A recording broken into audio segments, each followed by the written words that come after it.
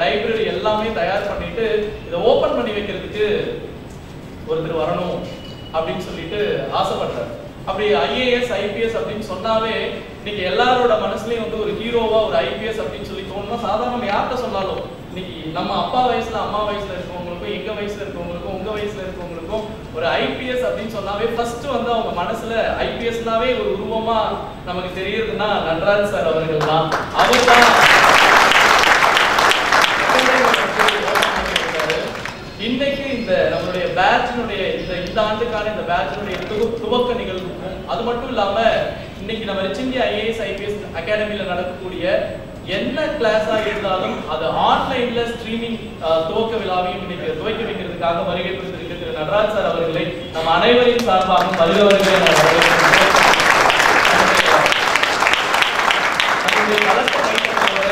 Nataraj sir அவர்களை வந்து மேடைக்கு அழைப்போம். ஐயா வாங்க.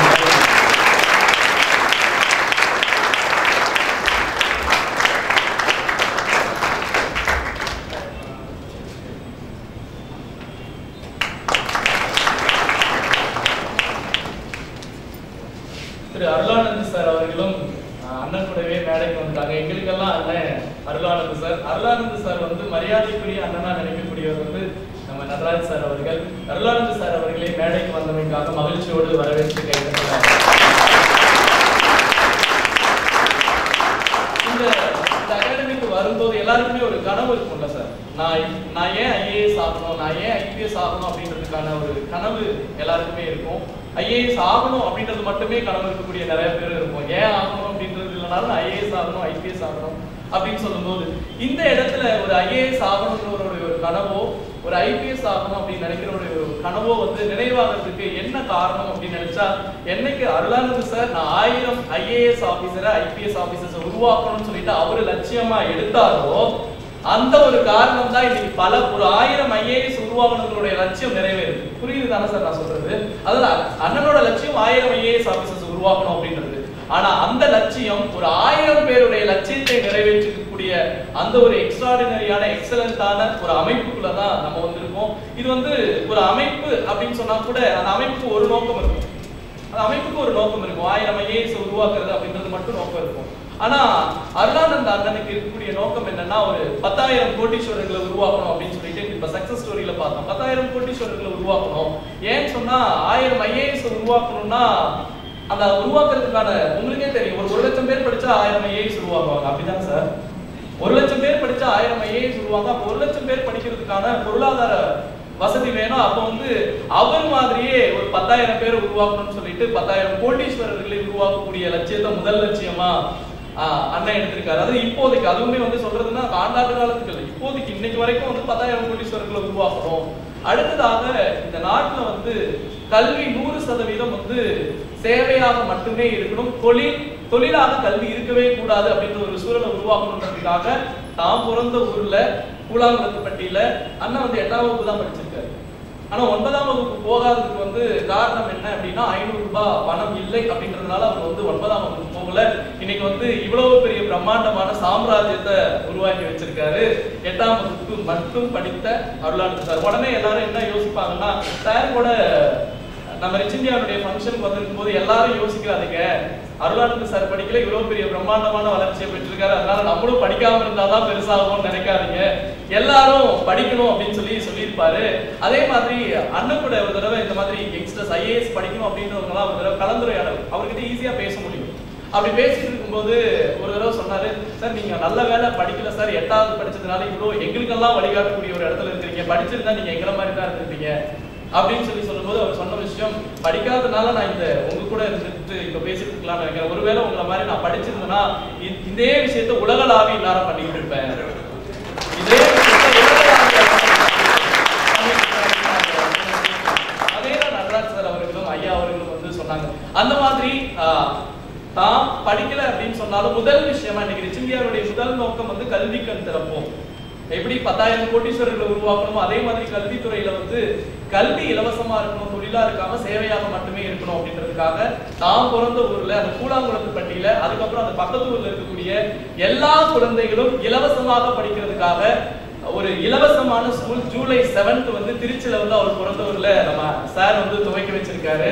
அந்த ஃப்ரீ ஸ்கூல்ல வந்து பார்த்தோம்னா இன்ஃப்ராஸ்ட்ரக்சர் இருக்கும் இல்லையா, ஒரு ஃப்ரீ ஸ்கூல்னா இன்ஃப்ராஸ்ட்ரக்சர் எப்படி இருக்கும் நீங்க யோசிச்சு பார்க்கும்போதே உங்க மனசுல ஒரு தோற்றம் ஏற்படும்.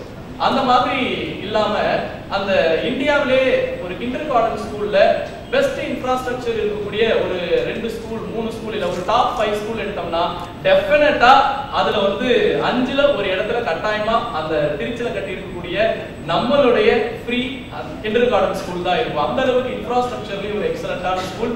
கல்வி முறையுமே வந்து பார்த்தோம்னா அந்த ஸ்கூல்ல எப்படி ஒரு கிண்டர் கார்டன் ஸ்கூல்ல எப்படி கல்வி முறை உருவாக்கப்பட்டிருக்குன்னா ஒரு குழந்தை வந்து என்ன முடிவு எடுக்குதோ அந்த முடிவை செயல்படுத்தக்கூடியது. அந்த குழந்தை எப்ப தூங்கணும்னு நினைக்குதோ அப்ப தூங்கலாம், அந்த குழந்தை எப்ப சாப்பிடணும்னு நினைக்குதோ அந்த குழந்தை அப்ப சாப்பிடலாம், எப்ப அந்த குழந்தை வந்து டீச்சர் சொல்லக்கூடிய கதையை கேட்கணும்னு நினைக்குதோ அப்ப அந்த குழந்தை டீச்சர் சொல்லக்கூடிய கதையை கேட்கலாம், எப்ப அங்க வந்து விளையாடுறதுக்கான ஏற்பாடுகளும் அங்க இருக்கு, எப்ப அந்த குழந்தைக்கு விருப்பம் இருக்கோ அப்ப அந்த குழந்தை விளையாடலாம். இந்த மாதிரி குழந்தை முடிவெடுத்து குழந்தையே செயல்படக்கூடிய ஒரு இடமா the first time in India ஒரு ஸ்கூல்னா அது நம்மளுடைய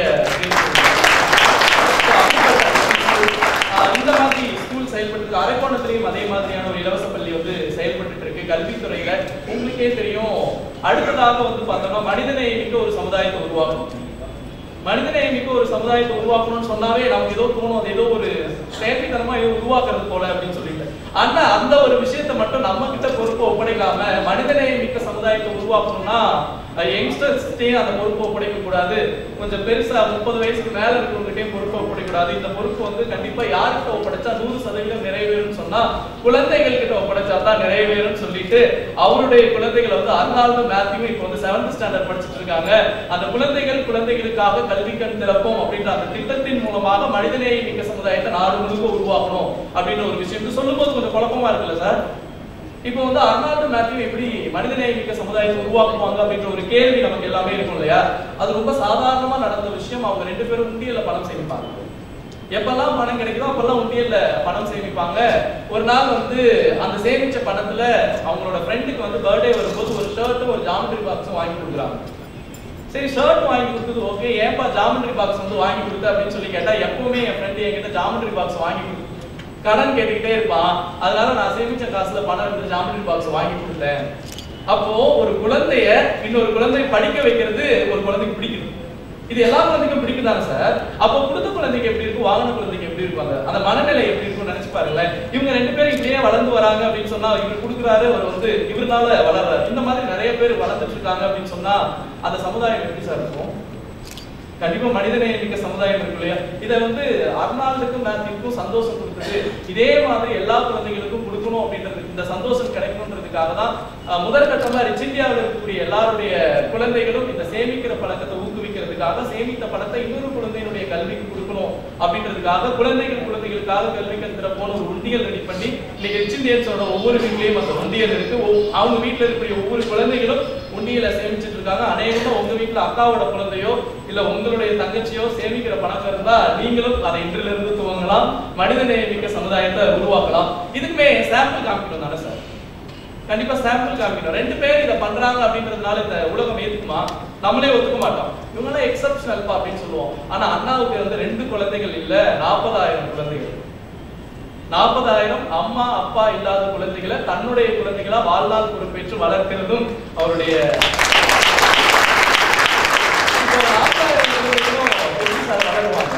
எப்படி வளருவாங்க?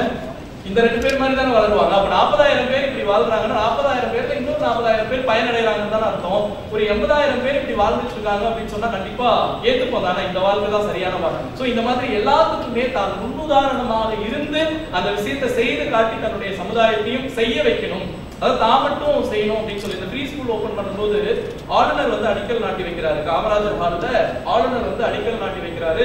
அதுல வந்து அண்ணன் பேசும்போது ஒரு ஸ்டேட்மெண்ட் வந்து சொல்லியிருந்தாரு.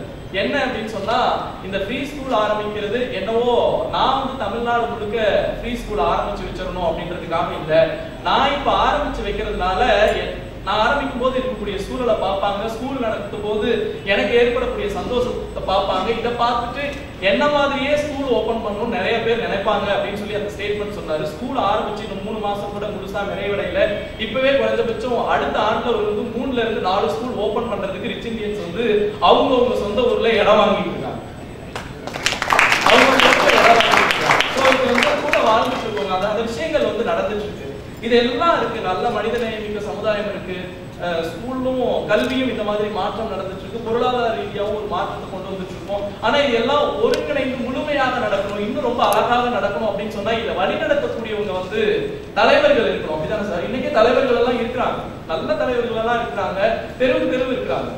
உண்மையா சொல்லணும்னா இன்னைக்கு பெஸ்ட் தலைவர்கள் அப்படின்னு சொல்லணும்னா இன்னைக்கு அருளானந்த சாரே சொல்லுவாரு, இந்த ஆளுக்குள்ள வந்து சிவ இளங்கோ, செந்தில் ஆறுமுகம் சார் எல்லாம் வந்திருக்காங்க, அவங்க எல்லாம் சமுதாய பணி பண்ணிட்டு இருக்கவங்க, அவங்க எல்லாம் பெஸ்ட் லீடர்ஸ், இந்தியாவிலே பெஸ்ட் லீடர்ஸ்னு சொன்னா அவங்க எல்லாம் சொல்றது. இந்த மாதிரி தெருவுக்கு இருந்துட்டு தான் இருக்கிறாங்க, ஒவ்வொரு ஊருக்கும் இருந்துட்டு தான் இருக்காங்க. ஆனா அவங்க நினைக்கக்கூடிய விஷயத்தை அவங்க நினைச்ச மாதிரியே செய்யக்கூடிய ஒரு சூழல் வரணும்னா ஒரு சகாயம் சார் இருந்தா பத்தாது, அதுவே ஒரு 1000 பேரா இருந்தா பண்ண முடியும் இல்லையா சார்? அந்த மாதிரி ஒரு IAS ஆபீசர்ஸ் உருவாக்கணும், IPS ஆபீசர்ஸ் நடராஜ் சார் மாதிரி வந்து உருவாக்கணும். காவல்துறையிலே இன்னைக்கு வந்து இன்னைக்கு பதிவை ஏற்படுத்தி இருக்காரு தானே சார்? இன்னைக்கு வந்து ஒரு காவல்துறையினுடைய தலைமை அதிகாரி, அதாவது DGP அப்படின்னு சொன்னாவே இன்னைக்கு வந்து யார் இருக்காங்க அப்படின்ற பேர் தெரியல. உண்மையா தெரியாம தான் உங்களுக்கு எல்லாம் வேண்டாம் தெரிஞ்சிருக்கலாம். இன்னைக்கு வந்து வெளியில இருக்கவங்களுக்கு சாதாரணமான மக்களுக்கு எல்லாம் DGPன்னு பேர் சொன்னா இன்னைக்கு யாரும் தெரியாது. ஆனா சார் DGP-யா இருக்கும்போது தமிழ்நாடு முழுக்க தெரிஞ்சிச்சு. இப்போ DGP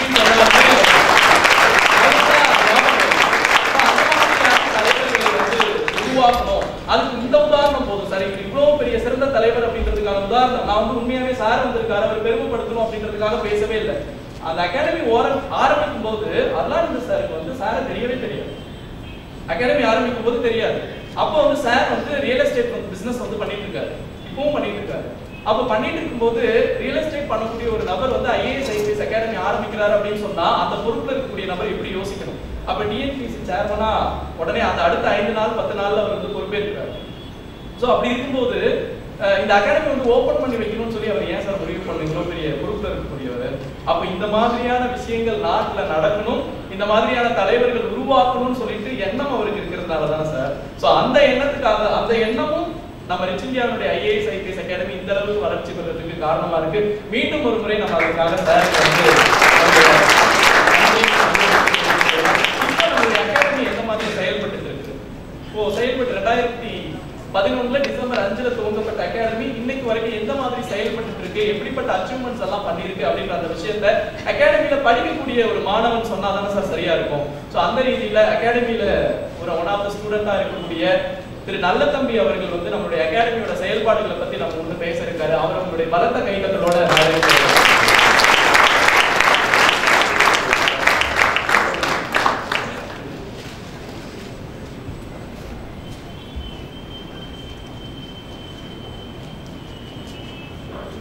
இவ்விழாவிற்கு வருகை தந்திருக்கும் மதிப்புமிகு நடராஜ் IPS அவர்களுக்கும், ரிச் இந்தியா குழுமத்தின் நிறுவன தலைவர் டாக்டர் அருளானந்த அவர்களுக்கும் மற்றும் இங்கு கனவுகளோடு வந்து காத்திருக்கும் மாணவ மாணவிகளுக்கும் என் முதற்கர் வணக்கம். TNPSC தேர்வை UPSC தேர்வுக்கு இணையாக எடுத்து சென்ற அடுத்த நிலைமைக்கு கொண்டு சென்ற தலைவர்களில் ஒரு முக்கியமான பங்கு நடராஜ் அவர்களை சாரும் என்பதை யாராலும் மறுக்க முடியாது.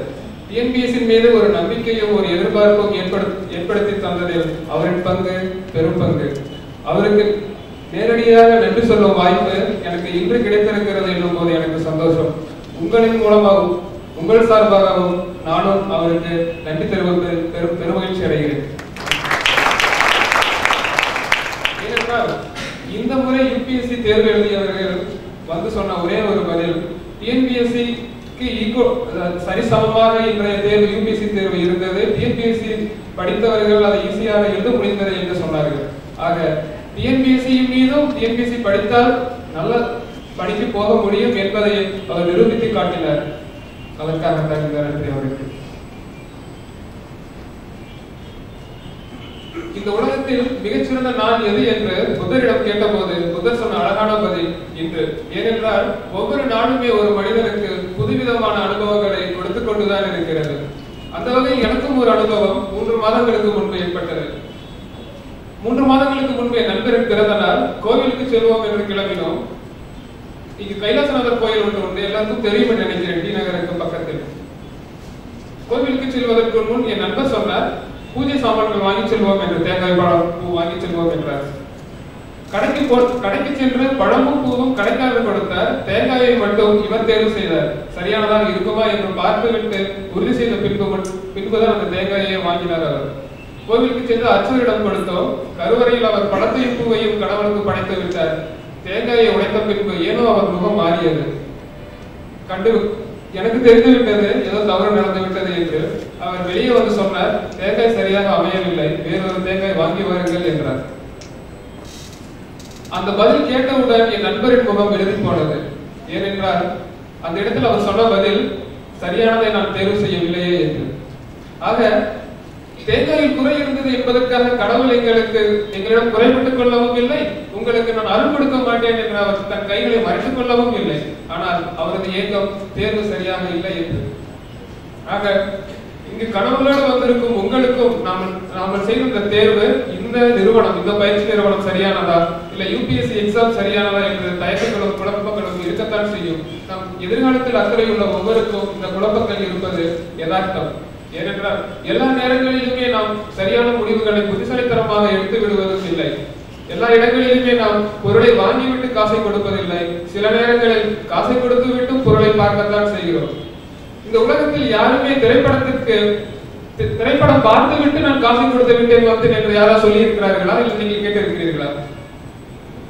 இல்லை, யாருமே இல்லை. ஏனென்றால் அந்த இடத்தில் நாம் காசை கொடுத்து விட்டு தான் பொருளை பார்க்க போகிறோம். அது சரியாக இருந்திருந்தால் பணம் தப்பித்தது, இல்லை என்றால் காசு கொடுத்து விட்டு நம் கைக்கடிகாரத்தை தான் திரைப்படத்தில் பார்த்துக் கொண்டிருப்போம் எப்போது படம் முடியும் என்று. ஆக நீங்கள் செய்திருக்கும் இந்த தேர்வு சரியானது என்பதற்கு எங்களிடம் இருந்து கிடைக்கும் செய்திகளும் தகவல்களும் தான் நீங்கள் எடுத்திருக்கும் முடிவு சரியானது என்பதை எடுத்துச் சொல்லும். உண்மைதானே? ஆக சென்ற வருடங்களில் எங்களின் பங்களிப்பு எப்படி இருந்தது என்று ஒரு சில வரிகளில் டிசம்பர் மாதம் 2012 5ஆம் நாள் rich India civil service IAS IPS academy தொடங்கப்பட்டது. அந்த வருடம் 2012 நடந்த தேர்வில் 7 பேர் ஐஏஎஸ் 7 பேர் தேர்வு செய்தனர். அதில் ஒருவர் ஐஏஎஸ் ஆக தேர்வு செய்யப்பட்டார். இந்த 2013 4 பேர் மெயின்ஸ் எக்ஸாம் எழுதினார்கள். அதில் 2 பேர் இன்டர்வியூ வரை சென்றார்கள். ஆனால் சில நேரங்களில் வெட்டி தள்ளி போடப்படுகிறது. அதுபோல் தான் அந்த இருவருக்கும். ஆனால் 2013 40க்கும் மேற்பட்ட மாணவர்கள் மற்ற போட்டித் தேர்வுகளில் பங்கேற்று வெற்றி பெற்றார்கள். இந்த முறை யூபிஎஸ்சி தேர்வில் 30க்கும் மேற்பட்ட மாணவர்கள் தேர்வு செய்யப்படுவார்கள் என்று எதிர்பார்க்கிறோம். நிச்சயம் நடக்கும் என்ற நம்பிக்கையோடு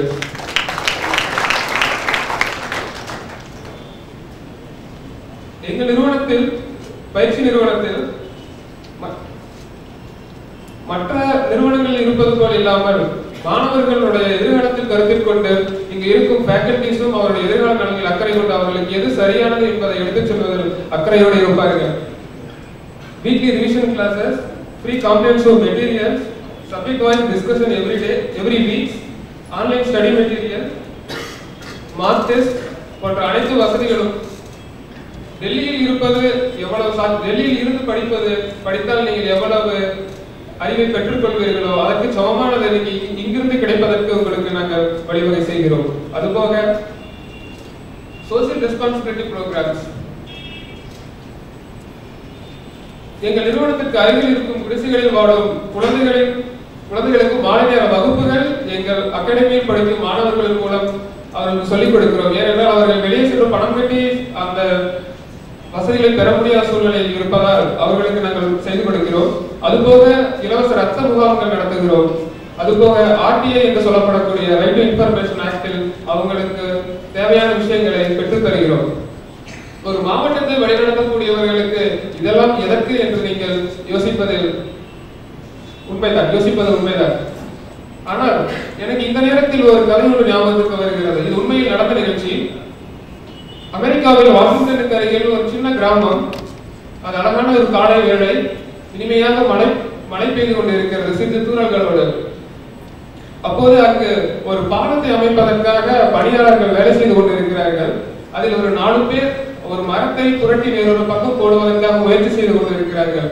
அப்போது அங்கிருந்த ஒரு அதிகாரி ஒருவர் அவர்கள் எல்லாம் மேற்பார்வை செய்து கொண்டிருக்கிறார் குதிரையில், ஆனால் ஒரு தோரணையோடு, அதிகார தோரணையோடு. அப்போது அந்த வழியாக ஒரு வழிபோக்கர் வந்து கொண்டிருக்கிறார். அவர் வந்த குதிரையின் தரமும் அவர் அணிந்திருந்த ஆடையும் அவர் மிகப்பெரிய ஒரு கணவான் என்பதை எல்லாருக்கும் எடுத்துக்காட்டியது. அவர் அந்த வழியாக போகும்போது அவர்கள் வேலை செய்து கஷ்டப்படுவதை பார்த்தவுடன் அவர் இறங்கி அந்த 4 பேரோட இவரும் சேர்த்து கை கொடுக்கிறார். ஆனால் அவர் அவ்வளவு பெரிய பலசாலியும் இல்லை பார்ப்பதற்கு. ஆனால் 4 பேரோடு ஒருத்தர் இணைகிறார் என்ற நம்பிக்கை இருந்ததால் அந்த மரம் அழகாக நகர்ந்தது. ஆனால் அவர் வந்ததனால் மட்டும் நகரவில்லை, அவர் கொடுத்த நம்பிக்கை அந்த மரத்தை அழகாக நகர்த்தி போட்டது. அப்போது அந்த பணியை முடித்துவிட்டு வந்த அந்த கணவன் சொன்னார் அந்த அதிகாரியை பார்த்து, நீங்களும் ஒரு கை பிடித்திருக்கலாமே என்று. அதற்கு அவர் சொன்னார், அது என் பணி அல்ல, என் பணி எதுவோ அதைத்தான் நான் செய்து கொண்டிருக்கிறேன் என்றார். அதற்கு அந்த கணவன் கேட்டார், அப்போது உங்கள் பணி என்ன என்று கேட்டார். அதற்கு அவர் சொன்னார், இவர்களை வேலை பார்க்குவதுதான் எனது வேலை, நான் அவர்களோடு சேர்ந்து வேலை செய்வது எனது வேலை இல்லை என்று சொன்னார். அப்படியா, சரி என்று ஒரே ஒரு புன்னகையை மட்டும் உதிர்த்து விட்டு அவர் குதிரையில் ஏறி கிளம்பி விட்டார். மறுநாள் காலை அதே நேரத்தில் அவருக்கு ஒரு கடிதம் வருகிறது. அந்த கடிதத்தை பிரித்து பார்த்தவுடன் அவரது முகம் மாறி போகிறது, கைகளும் நடுங்க ஆரம்பிக்கிறது. இங்கு இருப்பவர்கள் நினைப்பது போல் அங்கு இருந்தவர்களும் அப்படித்தான் நினைத்தார்கள். அந்த கடிதத்தில் என்ன இருந்தது என்று தெரிந்து கொள்ள அந்த கடிதத்தில் இப்படி எழுதப்பட்டிருந்தது, ஒரு கை இணைந்தால் உங்கள் பணி விரைவாக முடியும் என்று நீங்கள் நினைத்தால் உங்கள் ஜனாதிபதிக்கும் சொல்லி அனுப்புங்கள், அவர் வருவார் என்று. இப்படிக்கு ஆபிரகாம் லிங்கன் என்று அதில் எழுதப்பட்டிருந்தது. ஆக ஒரு நாட்டின் ஜனாதிபதி, ஒரு நாட்டின் தலைவர் தன் பணி அந்த இடத்தில் கஷ்டப்படும் போது ஒருவருக்கு கை கொடுத்தால் ஒரு வேலை முடியும் என்றால் அவர் இறங்கி வந்து செய்யவும் தயாராக இருந்தார். ஆக அப்படிப்பட்ட தலைவர்களை உருவாக்குவதுதான் இந்த ரிச் இந்தியா குழுமத்தின் நோக்கம். ஆக எங்கள் பயணத்தில் நீங்களும் பயணப்படலாம், எங்கள் ஓடத்தில் இப்படிப்பட்ட தலைவர்களாக நீங்க மாற வேண்டும் என்று உங்களுக்கு ஆசை இருந்தால், எனவே நீங்களும் ஒரு நல்ல நிலைமையை அடைய வாழ்த்துக்கள். எனக்கு இதை பேச வாய்ப்பளித்த அனைவருக்கும் நன்றி கூறி விடைபெறுகிறேன்.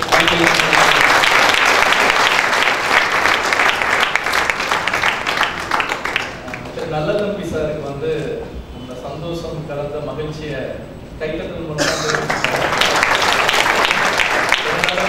முறை தெரிவிச்சுட்டு ரொம்ப சந்தோஷம் சார். நம்ம அகாடமி ஆரம்பிக்கும் போது அந்த ஃபர்ஸ்ட் செட் ஆஃப் ஸ்டூடெண்ட்ஸ்லேயே நம்ம நல்ல தம்பி சார் வந்திருந்தாரு. இப்போ இந்த அகாடமி செயல்படுறதுக்கு, வெற்றிகரமாக செயல்படுறதுக்கு காரணம் அப்படின்னு சொன்னா அகாடமி பார்த்துக்கிறவங்க யாரு, அகாடமில கிளாஸ் எடுக்கிறவங்க யாரு, அதை நிர்வகிக்கிறவங்க யாரு, எந்த தன்மை உள்ளவங்க அப்படின்றதெல்லாம் நமக்கு தெரியும் இல்லையா? ஸோ அது மாதிரி இன்னைக்கு அகாடமியை வந்து இந்த அருள்போதி குரூப் ஆஃப் எஜுகேஷனல் இன்ஸ்டிடியூட்டோட சிஇஓவா இருக்கக்கூடிய திரு பாலாஜி அவர்கள் தான் நம்ம அருள்போதி குரூப் ஆஃப் எஜுகேஷனல் இன்ஸ்டிடியூஷன்ஸை கம்ப்ளீட்டா வந்து நிர்வகிக்கிறது. அதில் ஃபர்ஸ்ட் அவர் வந்து பார்த்துட்டு இருக்கிறது வந்து நம்ம rich India IAS IPS academy தான். அவர் வந்து இப்போ மேடைக்கு கூப்பிட போறேன், அவர் வந்து அவங்க டீமை பத்தி இன்ட்ரடியூஸ் பண்ணி வைக்க போறாரு இப்போ ஸ்டேஜ்ல. ஆனா அதுக்கு முன்னாடி அவரை பத்தி சொல்லணும். அவர் வந்து சொல்லணும்னா என்ன சொல்லுவாருன்னா, இப்படி இந்த மேடைக்கு முடிஞ்சோடனே நீ இதெல்லாம் ஏன் சொல்ற அப்படின்னு கேட்பாரு. பட் இருந்தாலும் கூட இங்க இருக்கக்கூடியவங்களுக்கு எல்லாத்துக்குமே கொஞ்சம் தெரியணும், யார்ப்பா இவரை எடுக்கணும்னு சொல்லி ஒரே நாள்ல தெரியணும்னா அந்த காரணத்தை சொல்ல வேண்டியது இருக்கு. அதாவது இவர் தொடர்ந்து இவர் எந்த இதுல இருந்து வந்தவர் அப்படின்னு சொல்லி தோணும்ல. அவங்க குடும்பம் வந்து போலீஸ் குடும்பம், அதை சொல்லலாம், யாரும் சொல்லலாம். அவங்க குடும்பம் வந்து காவல்துறையில இருந்து வந்தவர் தான் அவரு.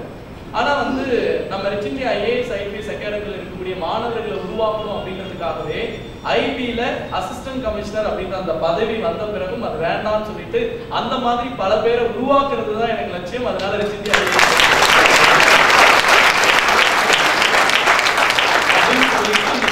நம்ம ரிச் இந்தியா ஐஏஎஸ் ஐபிஎஸ் அகாடமியில வந்து எல்லா விஷயங்களும் தலைமையேற்று நடத்திட்டு இருக்காரு திரு பாலாஜி அவர்கள். அருள்போதி குரூப் ஆஃப் எஜுகேஷன் இன்ஸ்டிடியூட்டோட சிஇஓ அவர்களை மேடைக்கு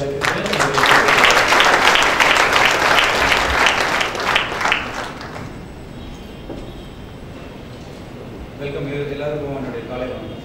இப்போ வந்து ஆக்சுவலாக நம்ம டீம் யார் யார் இங்கே கிளாஸ் எடுக்க போகிறாங்க, யார் யார் உங்களுக்கு கவனிச்சு போகிறாங்க, அந்த டீம் நான் இன்ட்ரடியூஸ் பண்ணியிருக்கேன். ஸோ அகாடமி பற்றி ஓரளவுக்கு உங்களுக்கு யார் யாருக்கெல்லாம் ஐடியா ரொம்ப கம்மியாக இருக்குது. ஓகே, ஸோ என்ன இந்த அகாடமியில் பொறுத்தவரை என்ன டிஃப்ரென்ஸ் இருக்குன்னு சொல்லிடுறேன். ஃபர்ஸ்ட் டைம் இதுக்கு முன்னாடி வேற எங்கேயாவது படிச்சிருக்கீங்களா? ஏதாவது ஒரு அகாடமியில் படிச்சிருக்கீங்களா? எல்லாரும் படிச்சதில்லை அதிகமாக. ஸோ பேசிக்காக நம்ம என்ன பண்ணுறோம் அப்படின்னா, முதல்ல படிக்கிறதுக்கான கிளாஸஸ் சொல்லி தரோம். என்னென்ன கிளாஸஸ் இருக்குது அப்படின்னா, உங்களுக்கு எல்லாரும் யூபிஎஸ்சி கிளாஸஸ் வந்துருக்கீங்க, அதுக்கான கிளாஸஸ் செஞ்சுருவோம். மத்தியானம் உங்களுக்கு அதுக்கான ஓரியன்டேஷன் கொடுப்பாங்க. இது முடிஞ்ச பிறகு இந்த இனாகுரேஷன் முடிஞ்ச பிறகு ஒரு ஓரியன்டேஷன் கொடுப்பாங்க. ஸோ இதை வந்து ஆக்சுவலாக ஜீவா, ஸோ இவர் தான் ஃபிலிம்ஸுக்கு ஒரு அசிஸ்டன்ட் டைரக்டர் இருக்காரு. Jeeva, please come to the stage. Tamil sir. Muruganandam நல்ல தம்பி.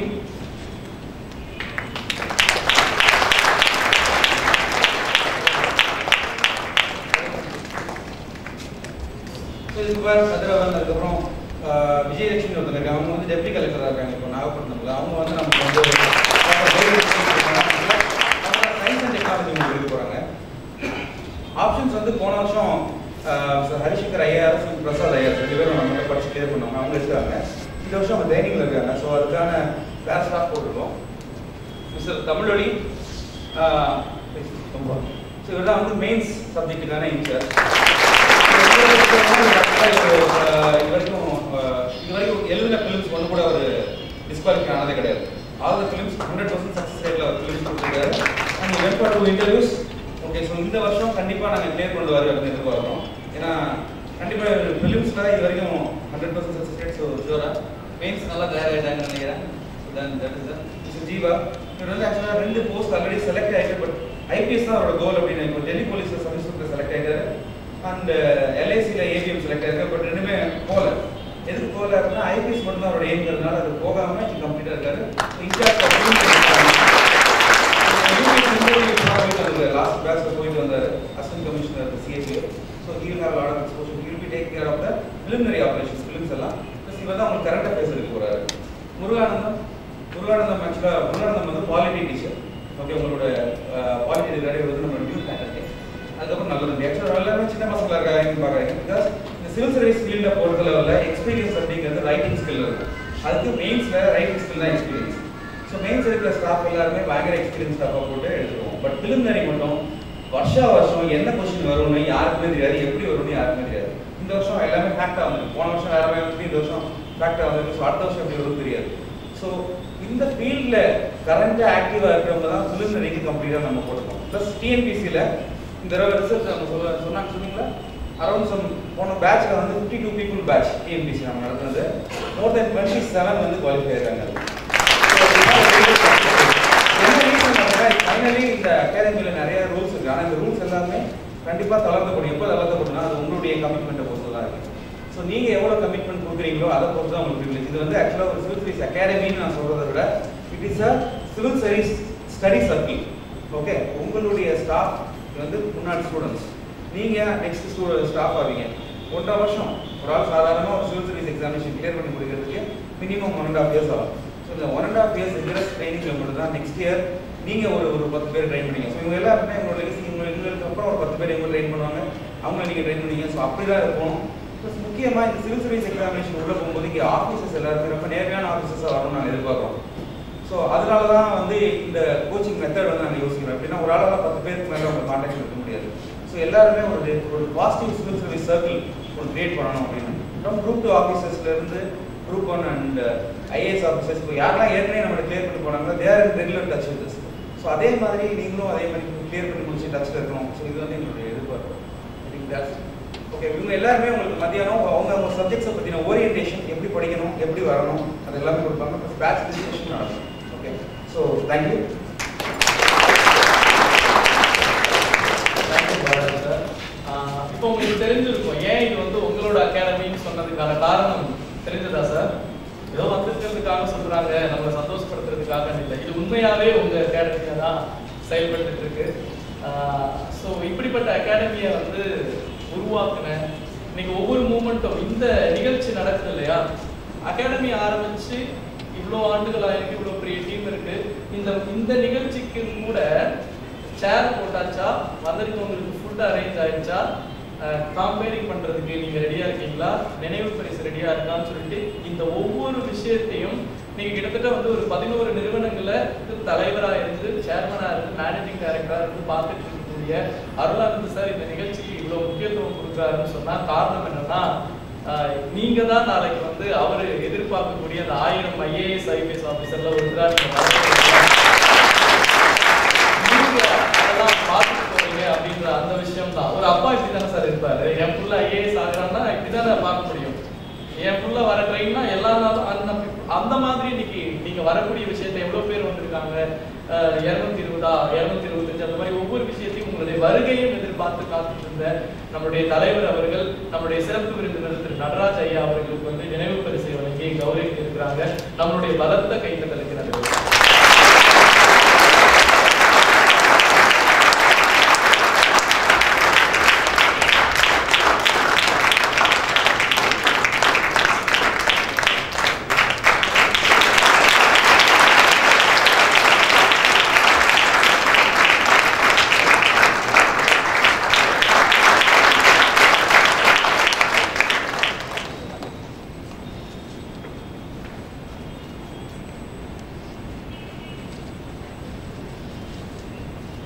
பட் இவ்வளோ நேரம் நான் எது பேசினாலும் உங்களுடைய எதிர்பார்ப்பெல்லாம் ஒருத்தர் மேலதான் இருக்குன்றது நல்லாவே தெரியும். அவரு பேசணும் அப்படின்றதுக்காக தான் இங்க இருக்கக்கூடிய எல்லாருமே வந்திருக்கோம். யாரு சார் அது? இல்ல சத்தமாவே சொல்லலாம். ஸோ கண்டிப்பா நான் வந்து ஐஏஎஸ் ஆகணும் ஐபிஎஸ் ஆகணும்னா அத்தனை பேருக்கும் ஹீரோவாக இருக்கக்கூடியவர். ஸோ நம்மளுடைய ஹீரோ எங்களுக்கெல்லாம் ரிச் இந்தியாவுடைய ஹீரோவாகவும் நம்மளுடைய நடராஜ் சாரை பார்க்குறோம்.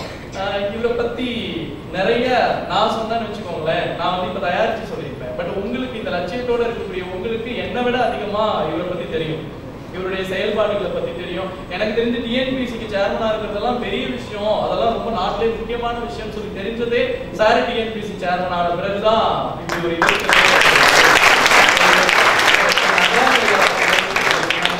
பார்க்கணும்.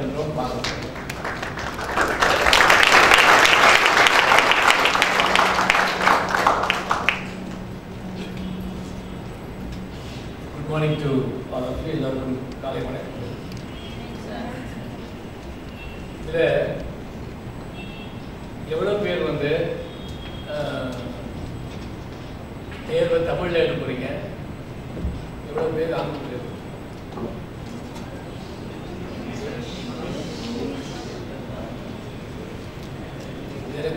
ஓகே, தூக்கிறீங்களா? ஆங்கிலமா தமிழா?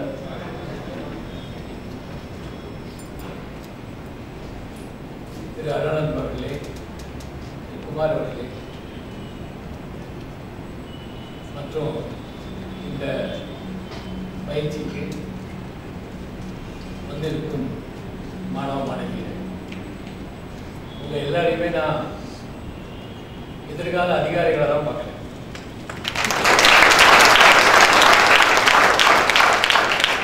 ரொம்ப சந்தோஷமா இருக்கு. என்ன குறைந்த வயதுக்காரர்கள் இங்க வந்திருக்கிறீங்க. ஏன்னா அது முக்கியம். நம்ம வந்து சாதிக்க வேண்டியதை ஒரு 23, 24, 25 பேர் ஆகும். அதுக்கு முன்னாடி சாதிச்சோம். எதுக்கு எடுத்தாலும் எனக்கு வந்து இன்னும் எனக்கு டைம் கொடுங்க, அதிகமாக வயது வரம்பை அதிகமாக்குங்க, இல்லாட்டா இன்னும் சான்ஸ் கொடுங்க அப்படிங்கிறது கிடையாது. வாழ்க்கை வந்து சான்ஸ் ஒரு முறை தான் கொடுக்கும், வாய்ப்புங்கிறது ஒரு முறை தான் வரும். அது மாதிரி நீங்கள் வந்து ஒரு வாய்ப்பை தேடி வந்திருக்கிறீங்க, அதுவும் நல்ல ஒரு இடத்துக்கு வந்திருக்கிறீங்க. அதாவது தன்னலமற்ற சேவை செய்யக்கூடியவர்கள் மிக மிக குறைவு நாட்டிலே பார்க்கணும். எல்லாரும் வந்து சுயநலம் தான் அதிகமாக இருக்கிறது. எனக்கு இன்னும் வேணும் அதிகமாக வேணும் அப்படிதான் எல்லாரும் இருக்கிறாங்க. ஆனால் அந்த மாதிரி ஒரு சூழல்ல சமுதாயத்திற்கு ஏதாவது செய்யணும், அதுவும் முக்கியமாக இளைஞர்களுக்கு. திரும்ப திரும்ப நம்ம சொல்றோம் டெமோகிராபிக் டிவிடெண்ட் சொல்றாங்க இல்லையா, ஜனத்தொகையின் ஈட்டுத்தொகை. அதாவது உலகத்துல எல்லா நாடுகள்லையும் வயது வரம்பு அதிகமாகிக் கொண்டே இருக்கிறது. The whole world is aging. இந்த மாதிரியான வயது அதிகமாக இருக்கக்கூடிய ஜனத்தொகை இருக்கக்கூடிய நாடுகளை ஒப்பிடும் பொழுது இந்தியா இளமையான நாடு, வளமான நாடு, பழமையான நாடு, ஆனால் இளமையான நாடு, இளைஞர்கள் அதிகமாக இருக்கக்கூடிய நாடு. நம்முடைய சராசரி வயது 27, 28, 30. அது இன்னொரு 40-50 வருடங்களுக்கு அப்படிதான் இருக்கு. இவன் சைனாவை எடுத்துக்கொண்டா கூட அங்கேயும் அதிகமான ஜனத்தொகை. சைனாவை எடுத்துக்கொண்டா கூட அவர்களுடைய சராசரி வயது 35 தாண்டிவிடும். ஐரோப்பியா கேட்க வேணா 40, 45 போயிடும். அதே மாதிரி அமெரிக்கா. ஆனால் உலக நாடுகளுக்கு உழைப்பாளிகள் கொடுக்கக்கூடிய ஒரு நாடு எது என்றால் அது இந்தியா. அந்த அளவுக்கு நம்முடைய இளைஞர்களை ஊக்குவிக்க வேண்டும். அவர்களுக்கு செயல்திறன், இப்பெல்லாம் ஸ்கில் டெவலப்மெண்ட் சொல்றாங்க இல்லையா? ஸ்கில் டெவலப்மெண்ட், செயல்திறன் எவ்வாறு அவர்களுக்கு கூட்டுவது, அவர்களுக்கு எவ்வாறு நல்ல ஒரு அதிகாரிகளாகவோ இல்லாட்டா சமுதாயத்தில் இணைந்து செயல்படக்கூடிய செயல் வீரர்களோ ஆக்க வேண்டிய மிக மிக முக்கிய பொறுப்பு அரசாங்கத்துக்கு இருக்கிறது. ஆனா இம்மாதிரி அரசாங்கத்தால் மட்டும் எல்லாவற்றையும் செய்துவிட முடியாது. நாமும் இதற்கு செய்ய வேண்டும். அதுவும் எப்படி? ஒரு தன்னலமற்று அது ஒரு கட்டணமில்லாத ஒரு சேவையாக, நான் இலவசம் கூட சொல்ல மாட்டேன், ஒண்ணுமே ஒண்ணு வாங்காம அவங்களுக்கு சேவை செய்யணும் என்ற ஒரு மனப்பக்குவம் மனப்பாங்கு நிறைவேற்று வராது.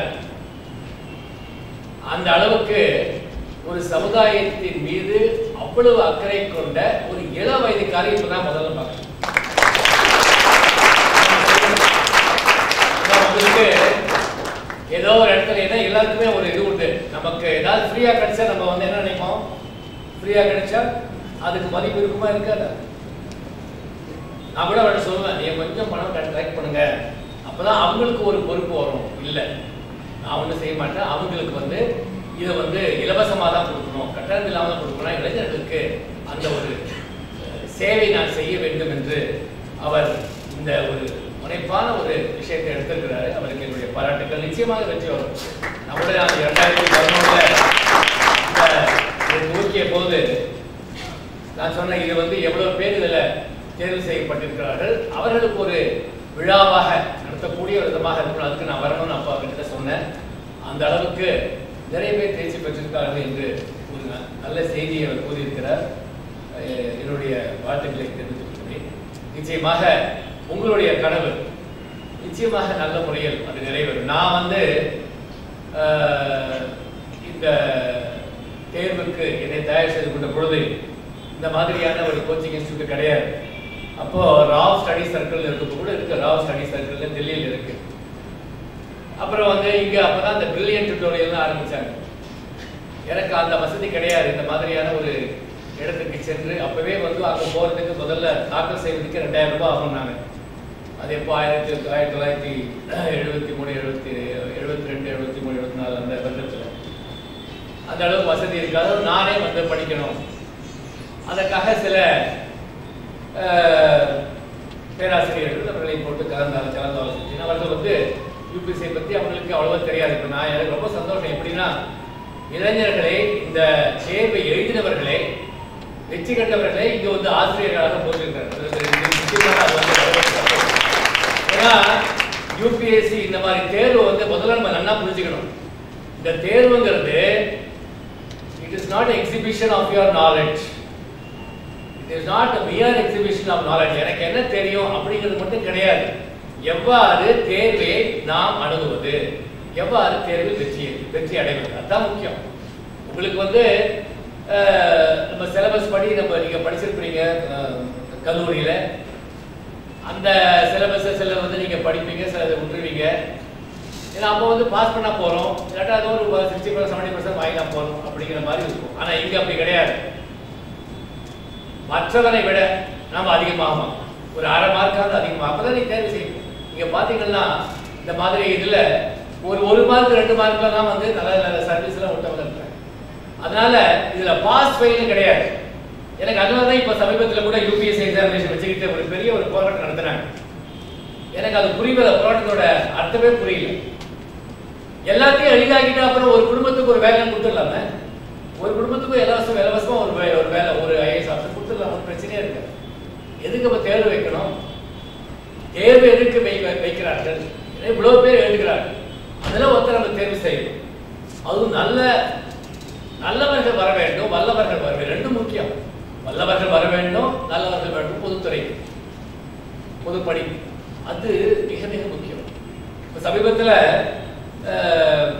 பிரிட்டிஷ் பப்ளிக் சர்வீஸ் கமிஷன், எப்படி நம்மளுடைய யூனியன் பப்ளிக் சர்வீஸ் கமிஷன் இல்லைன்னா டிஎன்பிஎஸ்சி இருக்கிறதோ அது மாதிரி இங்கிலாந்து அரசிலும் அங்கே வந்து ஒரு சர்வீஸ் கமிஷன் இருக்கு. அவங்க சமீபத்தில் ஒரு ஆராய்ச்சி பண்ணி ஒரு கமிட்டி போட்டு எப்படி நம்ம வந்து தேர்வு செய்வது, யார் நமக்கு வேணும், எந்த மாதிரியான மாணவர்களை நாம் தேர்வு செய்ய வேண்டும் இந்த பதவிக்கு என்று அவர்கள் ஒரு ஆராய்ச்சி நடத்தினார்கள். ஆராய்ச்சி எனக்கு ஒரு ஒரு ஒரு மேக்ரோ லெவலில் தான் ஆராய்ச்சின்னு உடனே நீங்கள் மைக்ரோ லெவல் ஆராய்ச்சி நினைக்காதீங்க. நமக்கு என்ன தேவை, எம்மாதிரியான பணியாளர்களை தேர்வு செய்ய வேண்டும் என்ற ஒரு ஆராய்ச்சி. அதுல வந்து அவன் கொடுத்துருக்காங்க. அதுல டேலண்ட் ரேடிட், அதோட தலைப்பு வந்து டேலண்ட் ரேடிட், RAID ரேடிட். உடனே அர்த்தம் ஒரு வேட்டையாடு, நல்லவர்களை வேட்டையாடு, அதான் அதோட முக்கியம். நல்லவர்களை வேட்டையாடு. இப்போ கூகுள்ல வந்து அவங்க ஒரு பணியாளரை தேர்வு செய்யும் பொழுது அவங்க சொல்வது you are talented so we have chosen you. You are talented. எப்படி நம்ம வந்து அவரை வந்து உனக்கு நல்ல திறமை இருக்கிறது, அதனால நீ திறமைசாலி, உன்னை நான் தேர்வு செய்திருக்கிறேன். எவ்வளவு சந்தோஷமா இருக்கும் உங்களுக்கு போகும்போது. எப்படியோ கஷ்டப்பட்டு நாங்க ஒரு அந்த ஆள் 10 பேரை பிடிச்சி நான் ஒரு வேலையை செஞ்சேன் அப்படின்னு சேர்ந்து வந்தோம். நீ தகுதியானவன், நீ வெற்றி அடையக்கூடியவன், இந்த நிறுவனத்தை வெற்றி அடை செய்வாய், அதனால உன்னை நான் தேர்வு செய்கிறேன் என்று சொல்லும் பொழுது உங்களுக்கு எவ்வளவு சந்தோஷமா இருக்கும். உங்களுக்கு எப்படி வேலை செய்யணும் ஒரு பிடிப்பு ஏற்படும். அதுதான் முக்கியம். டேலண்ட் ரேடிட். அது மாதிரி முதல்ல நம்ம வந்து நம்மிடம் திறமை இருக்கிறது என்பதை உணர வேண்டும். இப்ப நீங்க எல்லாம் வந்திருக்கிறீங்க, அதுல இருந்தே உங்களுக்கு அந்த உணர்வு வந்து விட்டது நினைக்கிறேன். உங்களிடம் திறமை இருக்கு என்ற ஒரு உணர்வு உங்களிடம் இருக்கிறது, அதுவே பெரிய ஒரு முக்கியம். அதனால சொன்ன மாதிரி இந்த தேர்வு வந்து எவ்வாறு அணுகுவது, அதை எப்படி வந்து நம்ம வெற்றி அடைவது, அதுதான் பார்க்கணும். நம்ம நாலேஜ் வந்து விருத்தி படிக்கணும், அதெல்லாம் அது இருக்கு. ஃபண்டமெண்டல்ஸ் எல்லாருக்கும் தெரியும். பள்ளியிலையும் கல்லூரியிலும் நீங்க என்ன எடுத்துருக்கீங்களோ ஃபண்டமெண்டல்ஸ் எல்லாருக்கும் தெரியும். ஸோ அதுல பிரச்சனையே கிடையாது. ஆனா எவ்வாறு அந்த தேர்வை அணுகுவது, எவ்வாறு நாம் அதிகமாக மதிப்பெண்களை பெறுவது, அதுதான் ஒரு முக்கியமான குறிக்கோளா இருக்க வேண்டும். அதற்கு நல்ல ஒரு ஆசிரியர்களை தேர்வு செய்திருக்கிறார்கள். இந்த தேர்வினை எழுதியவர்கள் அவர்களுக்கு நல்லா தெரியும் எப்படி வந்து எந்த மாதிரி கேள்விகள் வரும், அதை எப்படி படிக்கணும். இப்போ வந்து இது வந்து இட் இஸ் a challenge. நான் வந்து டிஎன்பிஎஸ்சியில் இருந்ததால சொல்றேன். இது வந்து ஒரு சேலஞ்ச். யாருக்கு? எங்களுக்கு தான். தேர்வை நடத்தக்கூடிய ஒரு ஆணையத்துக்கும் ஒரு பெரிய ஒரு சேலஞ்ச். எப்படின்னா அன்பிரடிக்டபிள் क्वेश्चंस வரணும். I should beat the training coaching centers. I should beat the coaching center. அதான் எங்களுடைய குறிக்கோள். நான் எல்லா கேள்வியும் எல்லாருக்கும் தெரியும். அந்த கேள்வி கேட்டு என்னங்க பிரயோஜனம்? அப்ப எனக்கு நல்லது வராது. எந்த ஒரு சப்ஜெக்ட் எடுத்திருந்தாலும் அதுல வந்து ஃபண்டமெண்டல் கேட்கணும். அப்புறம் வந்து அதுல புத்திசாலித்தனமான கேள்விகளை நான் கேட்கணும். அப்பதான் முக்கியம். அப்ப இப்ப நாங்க வந்து அந்த கேள்விகளை இந்த क्वेश्चन பேங்க் அப்படி சொல்லிட்டு வைக்கிறோம் இல்லையா?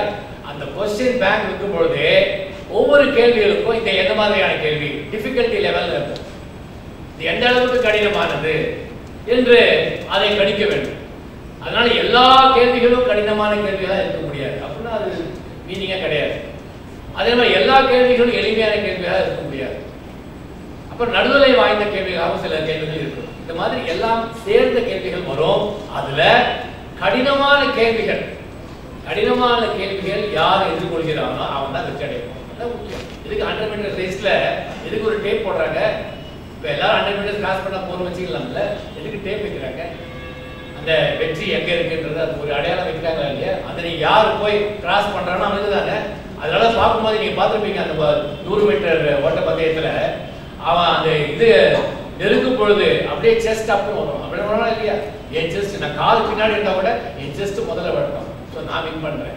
அது மாதிரி இப்பெல்லாம் வந்து நானோ செகண்ட் உசேன் போல்ட்டை பாருங்க. உசேன் போல்ட் 100 மீட்டர்ஸ் அவர் சொல்ற நானோ செகண்ட்ல வின் பண்றாங்க. 10 செகண்ட் 9 செகண்ட் அப்படியே குறைஞ்சிக்கிட்டே வருது. எப்படி ஒவ்வொருத்தரும் தன்னுடைய திறமையை வளர்த்து கொண்டே வருகிறார்கள். அதனால நாம என்னோட குறிக்கோள் என்னவா இருக்கணும்னா நிச்சயமாக இந்த தேர்வு வெற்றி பெறுவேன் என்று முதல்ல நமக்கு வந்து நம்மிடம் ஒரு அந்த வைராகியம் இருக்கணும். அது முக்கியம். ஏதோ நான் வேலை ஒன்றும் கிடைக்கல அதனால சும்மா இங்க இருந்துட்டு போறேன் அப்படின்னு பண்ணீங்கன்னா நிச்சயமா வெற்றி அடைய முடியாது. ஆனா முனைப்பாக செயல்பட்டால் இதில் நிச்சயமாக வெற்றி அடைய முடியும், சந்தேகமா கிடையாது. இதுலலாம் நீங்கள் ஆப்ஜெக்டிவ் கொஸ்டின்ஸ்லாம் அவங்க சொல்லுவாங்க எப்படி அதை பண்ணுறீங்க அப்படிங்கிறத பற்றிலாம்.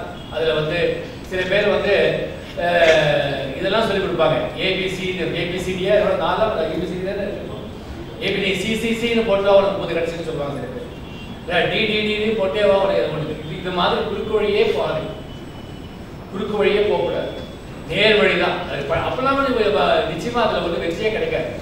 ஸோ அந்த மாதிரி நீங்கள் வந்து உங்களுடைய எப்படி தயார் செய்து கொள்ள வேண்டும் என்றால், அந்த சப்ஜெக்ட் தயார் செய்யறதுக்கு முன்னாடி உங்களை வந்து இந்த சப்ஜெக்டை எதிர்கொள்வதற்கான ஒரு தயார் நிலை வரும். அதுதான் முக்கியம். முதல்ல வந்து நீங்கள் நாம் என்ன செய்ய போகிறோம், இதை நம்ம வந்து கிளியராக செய்யணும். ஷார்ட் குறுக்கு வழியே கிடையாது. இல்லை இப்போ சொல்ல இல்லையா 1.5 வருஷம் ஆகணும், நிச்சயமாக ஆகும். அந்த 1.5 வருஷம் ஆகும். அதில் அதே முனைப்பாக செயல்பட்டால் நிச்சயமாக உங்களுக்கு வெற்றி கிடைக்கும். ஸோ அது மாதிரி தான் நாங்களாம் படித்தோம், அப்படி தான் நாங்கள் வெற்றி அடைந்தோம். வேற ஒரு வேலையை பார்க்கல, வேற வேலை பார்த்துட்டு நம்ம பண்ணணும் அப்படின்னா இன்னும் கொஞ்சம் ரொம்ப கஷ்டப்படணும் அது.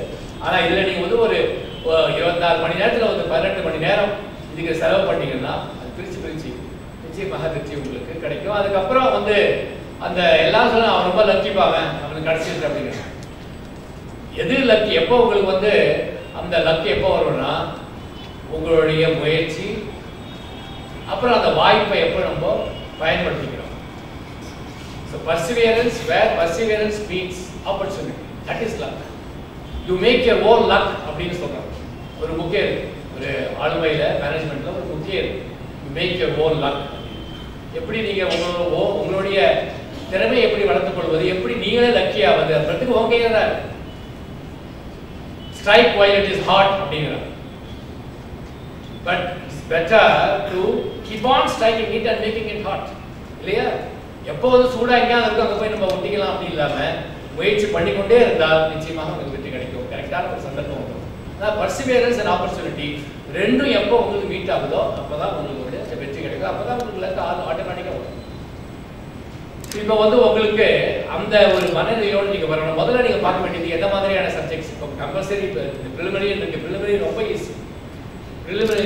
ஈஸி. நீங்கள் அது வந்து முதல்ல எடுக்கணும். இவ்வளோ சப்ஜெக்ட் இருக்கு, சிலபஸை பார்த்துட்டு பயப்படவே கூடாது. Preliminary is a very easy thing.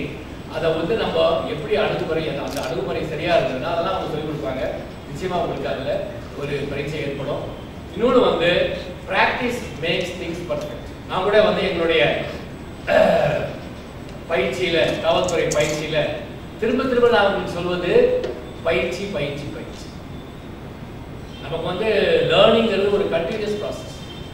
அழகாக சொல்லுவாங்க, you should who is the illiterate na who refuses to learn, who does not unlearn and relearn. யார் illiterate எழுத படிக்கிறது மட்டும் கிடையாது. who refuses to learn, refuses to unlearn and refuses to relearn. மூணு முக்கியம்.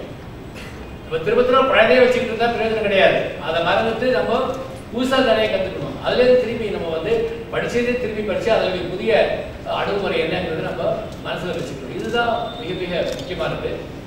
So அதில் வந்து எழுத்து பழக்கம், எழுதி பழகுவது மிக முக்கியம். நான் வந்து இந்த பரீட்சை எழுதும்போது அதுக்கு முன்னாடி ஒரு ஹேண்ட் ரைட்டிங் ஒரு லெசன் எனக்கு நானே வச்சுக்கிறேன். எங்கள் அப்பா தான் எனக்கு குரு. ஸோ அவரே ஒவ்வொரு நாளைக்கும் 2 பக்கம் எழுதணும்னு அவர் சொல்லுவார். 2 பக்கம் நாங்கள் எழுதுவோம். அப்படியே கரெக்டாக நிறுத்தி தான் நம்ம. See, writing makes you a very, it's an exact man. அழகாக சொல்லுவார் Baker. Writing makes an exact man. அப்போதான் நமக்கு வந்து எழுதினா தான் அவங்களோட சிந்தனை என்ன இருக்குதோ எல்லாம் தெரியும். நம்ம இவங்கெல்லாம் ஸ்டூடெண்ட்ஸ்லாம் படிக்கிறத பார்க்குறேன். குறுக்கு நடுக்கும் அப்படியே புக்கை வச்சுக்கிட்டு அப்படி படிப்பாங்க. உட்காந்துட்டு அப்படியே தலையை பெஞ்சில் மோதி படிப்பாங்க. அது எதுவுமே கிடையாது. ஒன்று படிக்கணும், மனசில் வாங்கிக்கணும், அப்புறம் அதை எழுதணும். Writing is very important. அதுவும் இங்கிலீஷ் எஸ்ஸே அதெல்லாம் உங்களுக்கு இருக்குது. அப்புறம் மற்ற எழுதுறது ஈவன் ஆப்ஜெக்ட் டைப் கூட அந்த எழுதிட்டீங்கன்னா வைங்க, உங்களுக்கு வந்து அது மனசில் படிச்சிடும். மனசில் நிச்சயமாக நிற்கும். அந்த எழுத்து பழக்கம் அது முக்கியம். அதனால் இங்கே படிக்கும் பொழுது நான் சொன்னேன் 18 மணி நேரம் 6 மணி நேரம் தூங்குங்க, ஒரு 2-3 மணி நேரம் மற்றதுக்கெல்லாம் யூஸ் பண்ணுங்க. ஆனால் படிக்கும் பொழுது ஒரு கேப் 2-3 மணி நேரம் படிக்கணுமா, ஒரு கேப். அதுக்கப்புறம் எப்போ எந்த பீரியடில் எழுதுறது. அதுக்கப்புறம் வந்து சொன்ன ஸ்டடி சர்க்கிள் வெரி இம்பார்ட்டன்ட். எல்லாத்தையும் டிஸ்கஸ் பண்ணுறது, எல்லாத்தையும் எப்போ இந்த ஜாயிண்ட் ஸ்டடின்றது மட்டும் பர்மனெண்ட்டாக ஜாயிண்ட் ஸ்டடியிலே உட்காரக்கூடாது. அது மிகவே முக்கியம். தனியாக உட்காந்து படிக்கணும். இப்போ ஜாயின்ட் ஸ்டடிஸ் சொல்லிட்டு எல்லாருக்கும் ரொம்ப சந்தோஷமாயிடும். எல்லாம் படிக்கிறோம்னு சொல்லிட்டு எல்லாரும் சேர்ந்து படிக்கிறோம். அதான் டயத்தில் நம்ம யூஸ்ஃபுல்லாக ஸ்பெண்ட் பண்ணிடலாம். அதில் எதுவுமே கிடையாது. நான் சொன்ன மாதிரி இது வந்து பாஸ் ஃபெயில் கிடையாதுங்க. இந்த எக்ஸாமினேஷன் வந்து பாஸ் ஃபெயில் கிடையாது. நீ வந்து 90 மார்க் கூட வாங்கிருக்கலாம். ஆனால் 91 மார்க் வாங்கி உள்ளே போனோன்னா கதை படிச்சுடுவாங்க. அவ்வளோதான் முடிஞ்சு போச்சு. அவ்வளோ எவ்வளோ நீங்கள் பிரயத்தனம் பண்ணதெல்லாம் வேஸ்ட் ஆகிடும். ஸோ அதனால் நம்ம வந்து இதை நீங்கள் முயற்சி பண்ணும்பொழுது இதை நம்ம அந்த பதிலாக வச்சுக்கணும். எப்படி நம்ம வந்து planning for the examination, planning for the study, planning for the study நல்லா அதை பண்ணுங்க. அதுக்கப்புறம் இவங்க நல்லா கைட் பண்ணுவாங்க. என்னென்ன ஆப்ஷனல் சப்ஜெக்ட்ஸ் எடுக்கணும் அப்படின்னு சொல்லிட்டு கைட் பண்ணுவாங்க. நாங்கள் இருக்கும்போது ஒரே 2 சப்ஜெக்ட் எடுத்து 2லேயும் 4 பேப்பர் எழுதணும். இப்போ எந்த பிரச்சனை நல்ல தண்ணி இப்போ வந்து 2 சப்ஜெக்ட் எடுத்தால் போகிறோம் இல்லையா, 2 சப்ஜெக்ட் எடுத்து அதில் ஒரு பேப்பர் எழுதுறாங்க. இப்போ அது அந்த மாதிரி அதில் ஒரே சப்ஜெக்டில் 2 பேப்பராக எழுதணும். அந்த மாதிரி கொஞ்சம் கஷ்டமாக இருந்தது. இப்போ கொஞ்சம் சுலபமாக்கியிருக்காங்க. அப்புறம் ஜென்ரல் ஸ்டடீஸும் போட்டு நிறைய கொடுத்துருக்குறாங்க. அதில் அப்கோர்ஸ் சிலபஸ்லாம் ரொம்ப கிளியராக, முன்னாடி இவ்வளோ சிலபஸ் கிளியராக இல்லை. நாங்கள் இருந்த போதெல்லாம் காந்தியன் தாட் வரும்னுவாங்க, மற்ற வேறெல்லாம் வருவாங்க. பட் நாங்கள் நிறைய படிப்போம். இப்போ வந்து சப்ஜெக்ட்ஸ் நல்லா சிலபஸ் விஸ்தாரமாக கொடுத்துருக்குறாங்க. அதில் வந்து நம்ம டீப்பாக படித்தோம்னா நிச்சயமாக உங்களுக்கு எல்லா கேள்விகளையும் உங்களால். ஸோ அதனால் நான் சொன்ன மாதிரி கொஸ்டின் பேங்க்ன்றது தேர்வாணையம் கொஸ்டின் பேங்க், பெரிய கொஸ்டின் பேங்க் போட்டுருப்பாங்க. நான் சொன்ன மாதிரி difficult question, average question and easy question, இந்த கொஸ்டின் பேங்க்லேருந்து எடுத்து ஒரு மிக்ஸ் பண்ணி கொடுப்பாங்க. ஸோ அதனால் எவ்வளோக்கு அளவு நம்ம கொஸ்டின்ஸ் நிறைய படிக்கிறோமோ அப்போ தான் அதுதான் நம்மளுக்கு முக்கியம். அந்த கொஸ்டின்ஸ் நிறைய படித்து அதுக்கு ஆன்சர்ஸ் நம்ம தயார் பண்ணிகிட்டே இருந்தோம்னா அது உங்களுக்கு ஓரளவுக்கு ஒரு. அப்புறம் வந்து ஃபண்டமெண்டல்ஸ் நல்லா புரிஞ்சுக்கிட்டீங்க. ஏதாவது சப்ஜெக்டில் நல்ல ஒரு ஃபண்டமெண்டல்ஸ் புரிஞ்சுக்கிட்டீங்கன்னா பிரச்சனையே இருக்காது. அப்புறம் எழுதுகிற ஸ்கில் ரொம்ப முக்கியம் சொன்ன மாதிரி. அதே மாதிரி டெய்லி கரண்ட் அஃபேர்ஸ் தனி சப்ஜெக்டே வேண்டியது. ஏதாவது ஒரு பேப்பர் எடுத்துக்கங்க. ஹிந்துவோ இல்லாட்டா ஹிந்து இஸ் பெட்டர், இல்லாட்டா தமிழில் வந்து தினமணி ரெண்டுத்தையும் நல்லா ஃபுல்லாக அதில் படிங்க. அதை கொஞ்சம் முக்கியமாக தலையங்கத்தெல்லாம் கொஞ்சம் நல்லா படிங்க. நாட்டு நடப்பு என்னங்கிறது படிங்க. இன்னொன்று முக்கியமானது communication skill. Communication skill is not just writing skill alone. கம்யூனிகேஷனில் பேசுறது முக்கியம். எப்படி நம்ம குமார் வந்து பேச ஆரம்பிச்சு பேசிட்டே இருக்காரு இல்லையா, அந்த அளவுக்கு அப்படியே வரணும். அது பாட்டுக்கு பிரவாகம் மாதிரி வரணும்னு சொல்லுவாங்கல்ல. அப்புறம் வந்து நம்ம சொல்லக்கூடிய வார்த்தைகள் வந்து அப்படியே லட்டு மாதிரி, என்னோட வாரியார் சொல்லுவார், லட்டு மாதிரி விழணும். அப்படி வாயிலேருந்து லட்டு மாதிரி வார்த்தைகள் விழணும் அப்படிங்கிற. ஸோ அது மாதிரி நல்ல ஒரு அந்த கம்யூனிகேஷன் ஸ்கில்லை நம்ம நிறைய வளர்த்துக்கணும். அது முக்கியம். அதுக்கு நீங்கள் பயிற்சி கொடுப்பாங்கன்னு நினைக்கிறேன். அதெல்லாம் பண்ணுவாங்க. இந்த இன்டர்வியூவில் எப்படி நம்ம இன்டர்வியூ ஸ்கில் எப்படி அதெல்லாம் அட்டென்ட் பண்ணுறது எப்படி, அதெல்லாம் வந்து ரொம்ப முக்கியம். நான் என்னோட இன்டர்வியூ வின் பண்ணது காரணமே, தேர்ச்சி பெற்றது காரணமே, ஐ கைடட் த இன்டர்வியூவர்ஸ். என்னை யார் இன்டர்வியூ பண்ணாங்களோ அவங்கள நான் கைட் பண்ணேன். அவங்க என்ன கேள்வி கேட்கறது முதல்ல நான் அவங்களை கைட் பண்ணேன். அதாவது 2-3 ட்ரிக்கு, 2-3 வார்த்தைகளை போடணும். போட்டால் அவங்களுக்கு வந்து இந்த கேள்வி கேட்கலாம் போட்டுருக்கு அப்படின்னு கேட்பாங்க. அவங்களுக்கு வந்து உங்களுடைய நாலேஜஸ் செக் பண்ணுறதுக்கு வரல. நீங்கள் எப்படி ப்ரெசென்ட் பண்ணுறீங்க, எந்த மாதிரி. இப்போ சப்போஸ் நீங்கள் ஏமாத்த ஒரு விஷயம் தெரிஞ்சுட்டு தெரியாமல் அதில் நீங்கள் வந்து ஏதோ பேச ஆரம்பிச்சிங்க வைங்க, இவன் ஏமாத்தம் போட்டிருக்கு, இவன் சரியில்லை சர்வீஸுக்கு அப்படின்னு முடிவு கொடுத்துருவாங்க. நம்ம உண்மையாக இருக்கணும். எல்லாம் சொல்லுவாங்க பாருங்க, நீங்கள் உங்களுக்கு தெரியலன்னு சொல்லிடுது. அதெல்லாம் எல்லாத்தையும் தெரியலன்னா ஒன்றும் இல்லை, மக்கள் தான் நீங்கள். அதனால் எப்படி நம்ம வந்து அவங்கள கைட் பண்ணுறோம் அப்படின்னா அது முக்கியம். மாதிரி ஒவ்வொரு ஸ்டேஜ்லேயும் இந்த ட்ரைனிங் உங்களுக்கு ரொம்ப உபயோகமாக இருக்கும். அது மட்டும் இல்லை, நீங்கள் இந்த யூபிஎஸ்சியோட அந்த டிஎன்பிஎஸ்சி அதில் முக்கியமானது என்னென்னா எல்லாத்த விட உங்களை வந்து ஒரு தயார் பண்ணி கொடுக்கக்கூடிய ஒரு மிகப்பெரிய ஒரு தளம் என்றே நான் கருதுறேன். It's a base for preparing yourself for any job. ஏன்னா எல்லா விஷயமும் உங்களுக்கு தெரிஞ்சிடுது. எனக்கு ஒரு இடத்துல படிக்கிறோம், இவ்வளோ எக்ஸாம் எழுதுகிறோம், நமக்கு எங்கே எப்போ வெற்றி கிடைக்கும் அப்படிங்கிற ஒரு மனக்கிலேஸ்ன்னு சொல்லுவாங்க இல்லையா, அந்த மாதிரியான ஒரு டவுட் வரும். நமக்கே வரும் அந்த மாதிரி டவுட். ஆனால் நிறைய எக்ஸாம் எழுதி திடீர்னு பார்த்தீங்கன்னா உங்ககிட்ட ஒரு 4-5 ஜாப் வந்து புரியும். எப்படி சொன்னார்ல அவருக்கு 2-3 போஸ்ட் வந்துருக்குது, அப்படியே எடுக்கல அப்படின்னு. அந்த திடீர்னு பார்த்தீங்கன்னா 4-5 வேலை உங்களுக்கு ஒரு தேடி வரும். ஆனால் உங்களுக்கு என்ன வேலை செய்யணும் அப்படிங்கிறத நீங்கள் தான் முடிவு செய்யணும். ஏதோ ஒரு வேலை கிடைச்சதை போகிறோம் அப்படின்னு இல்லாமல் நம்ம தெரிவு செஞ்சு அந்த வேலையை நம்ம முழுமையாக நம்ம ஈடுபடுத்திக்கணும். நம்ம அழகாக சொன்னாங்க, ஒரு நல்ல ஒரு நேர்மையான அதிகாரிகளை உருவாக்கணும் அப்படிங்கிற உயர்ந்த நோக்கத்தோட இந்த ஒரு பயிற்சி முகாமை ஆரம்பிச்சிருக்கு. அது மிக முக்கியம். ஏன்னா அதில் வந்து எதுக்காக வரோம், எதுக்காக நீங்கள் வந்து அரசாங்க உத்தியோகத்துக்கு நீங்கள் வரீங்க அப்படின்னு கேட்பாங்க இல்லையா. எல்லாம் சொன்னா சேவை செய்ய போகிறேன் அப்படி கிடையாது. எல்லாம் வரதுக்கு காரணம் என்ன? பே இல்லையா, நம்ம சம்பளத்துக்கு வரப்போம். சம்பளத்தை தான் உழைக்க போகிறேன். அதுவும் தவறே கிடையாது.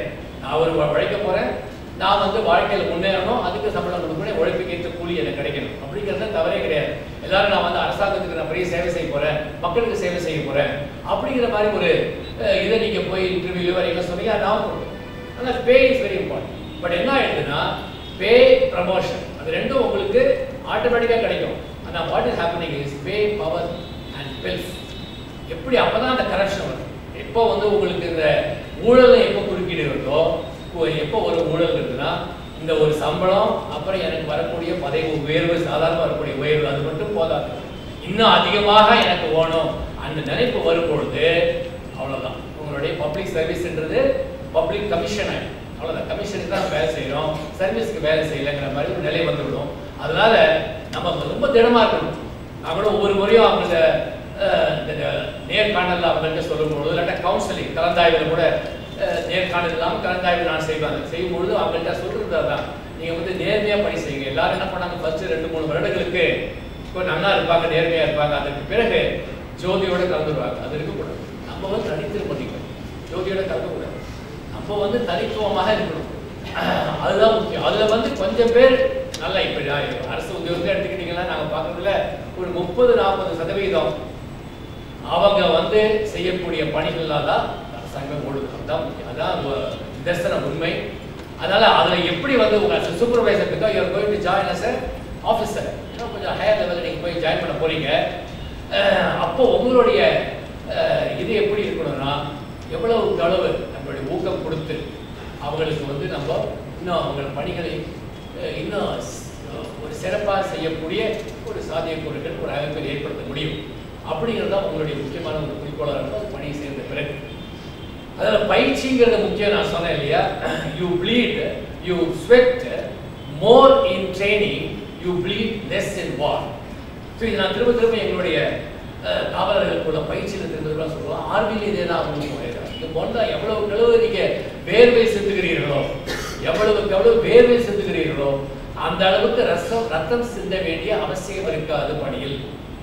அதுதான் நம்ம வந்து காவல்துறைக்கோ இல்லாட்டா அவங்களுக்கு செக்யூரிட்டி ஃபோர்ஸஸ் இருக்கிறவங்களுக்கோ இல்லாட்டா ராணுவத்தில் இருக்கிறவங்க சொல்கிறது தான். எப்போ நம்ம வந்து அழகாக நம்ம வந்து ட்ரைனிங் பண்ணுறோமோ அப்போ வந்து அந்த பிரச்சனையே வராது. உங்களுக்கு ஒரு சந்திக்கும் பொழுது அந்த பிரச்சனையை சந்திக்கும் பொழுது இதை நம்ம ஏற்கனவே பார்த்து விட்டோம், அதனால் ஒரு சுலபமாக இருக்கும், நல்ல முறையில் உங்களுடைய பணிகள் இருக்கும். அதுதான் அது எதுக்கு இதை உங்களுக்கு சொல்கிறேன்னா உங்களுடைய தேர்வு தான் உங்களுக்கு வந்து வார், அதுதான் உங்களுடைய இலக்கு. இந்த தேர்விலே வெற்றி அடைவது தான் உங்களுடைய இலக்கு. அந்த இலக்கில் முதல்ல நம்ம நிறைய பயிற்சி எடுத்து ரத்தம் செல்ல வேண்டும், வேர்வை செலுத்த ரத்தம் அப்புறம் செஞ்சிடும், வேர்வை செலுத்த வேண்டும். அந்த அளவுக்கு உங்களுக்கு வந்து அந்த பயிற்சியில் ஒரு முனைப்பாக செயல்பட வேண்டும். நிறைய புத்தகங்கள் படிக்கணும், சாதாரண மற்ற புத்தகங்கள்லாம் விட்டுருங்க, நிறைய இப்போல்லாம் வந்து புக்ஸ் சொல்லிட்டு நிறைய வருது. அப்புறம் இது வந்து நீங்கள் கம்ப்ளீட்டாக இன்டர்நெட்டே கொடுக்குறாரு, சாதாரண விஷயமே இல்லை. இப்போ நீங்கள் இப்போ ரேடியோ லிங்க் கொடுத்து உங்களோட எல்லா ஏரியாவுக்கும் உங்களுக்கு இன்டர்நெட் உங்களுக்கு ஃப்ரீயாக வரப்போகுது, இப்போவே இருக்குது. ஸோ அந்த அளவுக்கு புக்ஸ் இருக்குது, அதெல்லாம் படிச்சுக்கிட்டே இருக்கணும். எவ்வளோ கூட நம்ம அதிகமான புத்தகங்களை படிக்கிறோமோ, இப்போ டிப்பிங் பாயிண்ட் ஒரு புக் இருக்குது, ரொம்ப படிச்சிங்கன்னா உங்களுக்கு அதே மாதிரி அவுட் ரீச்சர்ஸ்னு ஒரு புக் இருக்குது. இந்த மாதிரியான புக்குகள் இப்போ இருக்கக்கூடிய புத்தகங்கள் அது எப்படி வந்து சாதனையாளர்கள் எப்படி சாதித்திருக்கிறார்கள் என்பதை பற்றி தான் அது உங்களுக்கு ஊக்கத்தை கொடுக்கும். அப்புறம் கொஞ்சம் படிக்கலாம், எப்போ உங்களுக்கு வந்து ஒரு ரிக்ரியேஷன் வேணுமோ அப்போ நீங்கள் வந்து குமுதம், ராணி இதெல்லாம் கொஞ்சம் நேரம் படிச்சுக்கலாம். தவறுகள் ஒரு 10-15 நிமிஷம் படிச்சுக்கலாம், தவறுகள். அது கொஞ்சம் உங்களுக்கு ரிலாக்ஸேஷன். ஏன்னா ஹவு டு அச்சீவ் எக்ஸலன்ஸ் அப்படிங்கிறதுக்கு அவங்க வந்து சாதிப்புகள் சொல்கிறாங்க. Everybody can achieve excellence because டேலண்ட்னா என்ன சொல்லுவாங்க, டேலண்ட் ரேடிங்னு சொன்னேன் இல்லையா. இந்த டேலண்ட்டுங்கிறது என்னங்க, டேலண்ட்டுங்கிறது உங்களுக்கு தெரிந்ததை திருந்த செய், அவ்வளோதான். தெரிந்ததை செய்யணும், அது திருந்த செய்யணும். Talent is nothing more than doing well what you know and doing well whatever you do. அவ்வளோதான். ஸோ அதனால் நான் டேலண்ட் இல்லை, அவருக்கெல்லாம் தெரியும், அவருக்கெல்லாம் இங்கிலீஷ் மீடியத்தில் படிச்சிருக்கிறாரு, அவருக்கெல்லாம் தெரியும், அவர் புதுசு இங்கிலீஷில் பேசுகிறாரு, அவருக்கெல்லாம் கிடையாது, கிடையவே. அந்த மாதிரி அதெல்லாம் தாழ்வு மனப்பாங்க, அது இருக்கக்கூடாது. எல்லாருக்கும் எல்லாம் தெரியும், நமக்கு எல்லாம் தெரியும். எல்லாருக்கிட்டும் ஒரு வீக்னஸ் இருக்கு, எல்லாருக்கிட்டையும் குறைபாடு இருக்கு, எல்லாருக்கிட்டையும் திறமை இருக்கு. நம்முடைய திறமை என்ன என்பதை நம்ம பார்த்துக்கணும். அதனால அந்த டேலண்ட்ங்கிறது நீங்க வளர்க்கக்கூடியது, திறன் மேம்பாடுங்கிறது உங்கள்கிட்டயே இருக்கும். அதை நம்ம தெளிவாக தெரிஞ்சுக்கணும். இது நீங்க இங்கிலீஷ் எஸ்ஸேங்கிறது ரொம்ப முக்கியம். அதை ஒழுங்கா அதை நீங்க ஒரு எஸ்ஸே வந்து அதுல தமிழ் எழுத முடியுமா? எப்படி தெரியும் தமிழ் எழுதணும். ஸோ அதுக்கெல்லாம் எப்படி அப்ரோச் அப்படிங்கிறதா சொல்லுவாங்க. எவ்வளோ வேர்ட்ஸ் எழுதணும். அப்புறம் நான் கூட பார்த்துருக்குறேன் அந்த டிஎன்பிஎஸ்சியில் அவங்க எழுதுறதெல்லாம் பார்த்தீங்கன்னா அவங்க சும்மா ஒரே வார்த்தை 2 இடத்துல போட்டு எப்படி அவங்க அந்த ஸ்கூல் இது இன்னும் போகல.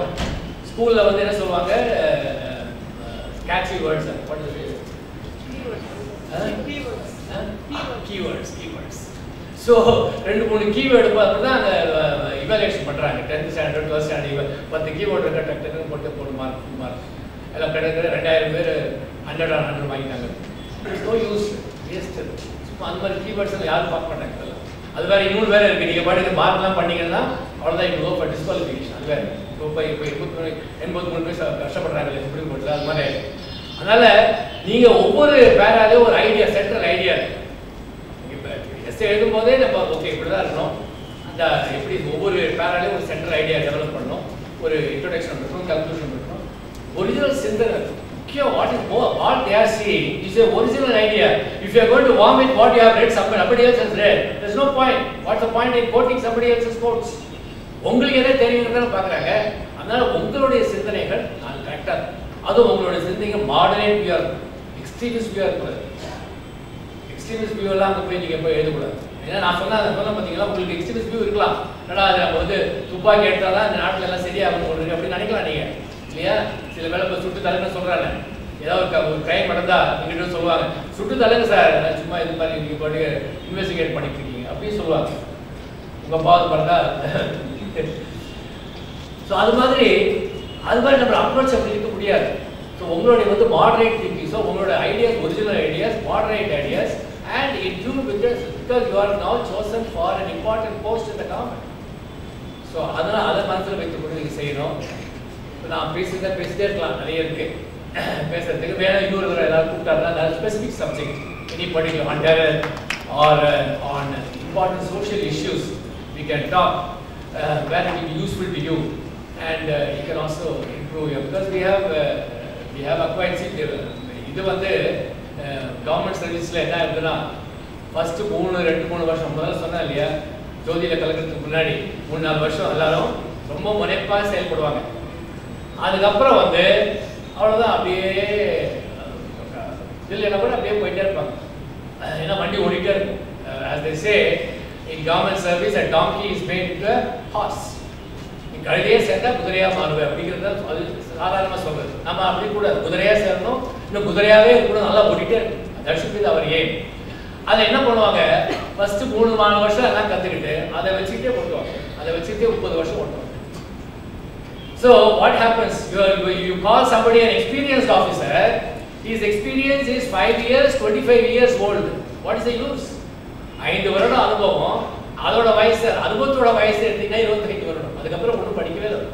ஸோ அந்த மாதிரியான அதிகாரம் தேவை கிடையாது. கண்டினியூஸாக படிச்சுட்டே இருக்கு. அது வெரி இம்பார்ட்டன்ட். அதான் that is what is call lateral thinking. Lateral thinking is very important. Fundamental தெரிஞ்சுக்கிற மாதிரி லேட்டரல் திங்கிங் மூலம் வித்தியாசமாக thinking out of the box சொல்கிறாங்க இல்லையா, அதுக்கு வித்தியாசமாக நீ செயல்படி, வித்தியாசமாக சிந்தனை செய் என்று சொல்கிறாங்களே, அதெல்லாம் நம்ம மனசில் வச்சுக்கிட்டு அந்த அளவுக்கு நம்மளுடைய முயற்சி இருக்கணும். நிச்சயமாக உங்களுக்கு அந்த வெற்றி வரும், அதில் ஒன்றும் சந்தேகமே கிடையாது. அந்த ஏதாவது ஒரு வெற்றி வரும். இந்த யூபிஎஸ்சி படிக்கிற டிஎன்பிஎஸ்சி யூபிஎஸ்சியோ எதுவாக இருந்தாலும் அது தவிர கூட உங்களுக்கு எவ்வளவோ விதத்தில் இந்த ஒரு பயிற்சி என்பது உங்களுக்கு உங்களுடைய ஆளுமையை வளர்க்கும். It will improve your personality. அது very important. Improve your personality. உங்களுக்கு ஒரு கான்ஃபிடன்ஸ் வரும். நல்ல முறையில் உங்களுக்கு சமுதாயத்தில் சேவை செய்யறது முக்கியம். எல்லாத்தோட முக்கியமான ரிசோர்ஸ் என்ன அப்படின்னு ஸ்டீவ் ஜாப்ஸ் கேட்டாங்க. Who is Steve jobs? Apple. So Steve Jobs கேட்டபோது he said it is not money, it is not infrastructure, it is not anything, it is time. நேரம் தான் எல்லாத்தோட முக்கியமான ரிசோர்ஸ். வேற எந்த ரிசோர்ஸும் தேவை கிடையாது. அந்த நேரத்தை நம்ம சரியா செலவு செய்யறதா முக்கியம். அத டேவிட் பால்டிமோர் சொல்லிட்டு Caltech university was a Nobel laureate. அவர் his famous statement is the future of the nation is decided in the classroom. The destiny of the nation is decided in the classroom. இது ஒரு classroom இல்லையா? இது நம்ம எதிர்காலத்தை நிர்ணயிக்கக்கூடிய தமிழகத்தின் இந்தியாவின் எதிர்காலத்தை நிர்ணயிக்கக்கூடிய சக்தி உங்களிடம் இருப்பதாக தான் நம்ம இந்த கிளாஸ்ரூம் சொல்றோம். அவர் என்ன சொல்றாருன்னா people who have made it to Ivy League, அதாவது Ivy League என்னது? Harvard, MIT, Princeton, Berkeley, அந்த மாதிரி உலகத்துல பிரசித்தி பெற்ற பல்கலைக்கழகம், ஸ்டான்ஃபோர்ட், அந்த மாதிரியான அமெரிக்க பல்கலைக்கழகங்கள் 7 பல்கலைக்கழகங்கள் இருக்கின்றன. அதற்கு வந்து ஐவி லீக் என்று பெயர். இப்போ உலகத்தில் இருக்கக்கூடிய 200 மிக பிரசித்தி பெற்ற பல்கலைக்கழகங்கள்ல நம்ம இந்தியாவில் ஒரு பல்கலைக்கழகம் கிடையாது. அது போட்டோம். அதுல வந்து அந்த ஐவி லீக்ங்கிற இதுல வந்து வரக்கூடிய மாணவர்கள், அதுல தேர்ச்சி பெற்று வரக்கூடிய மாணவர்கள், அதுக்கும் அவங்க ஒரு என்ட்ரன்ஸ் எக்ஸாமினேஷன் ஒன்று இருக்கு, நுழைவுத் தேர்வு இருக்கிறது. அதற்கு பிறகு சாதித்து வருபவர்கள் யாருன்னு பார்த்தீங்கன்னா சாதாரண குடும்பத்திலிருந்து வந்த மாணவர்கள், சாதாரண ஏழ்மையான குடும்பத்திலிருந்து. ஆனால் அவங்க வந்து வேல்யூ பேஸ்ட், அவங்களுக்கு வேல்யூஸ் தெரியும். எப்படி சாருக்கு வந்து வேல்யூஸ் பற்றி ரொம்ப முக்கியமாக சொல்றாரு, அது மாதிரி வேல்யூஸ் தெரிஞ்ச ஒரு குடும்பத்திலிருந்து வருபவர்கள். அது மட்டும் முக்கியமல்ல, they denied gratification. gratification என்னது? gratification என்னது?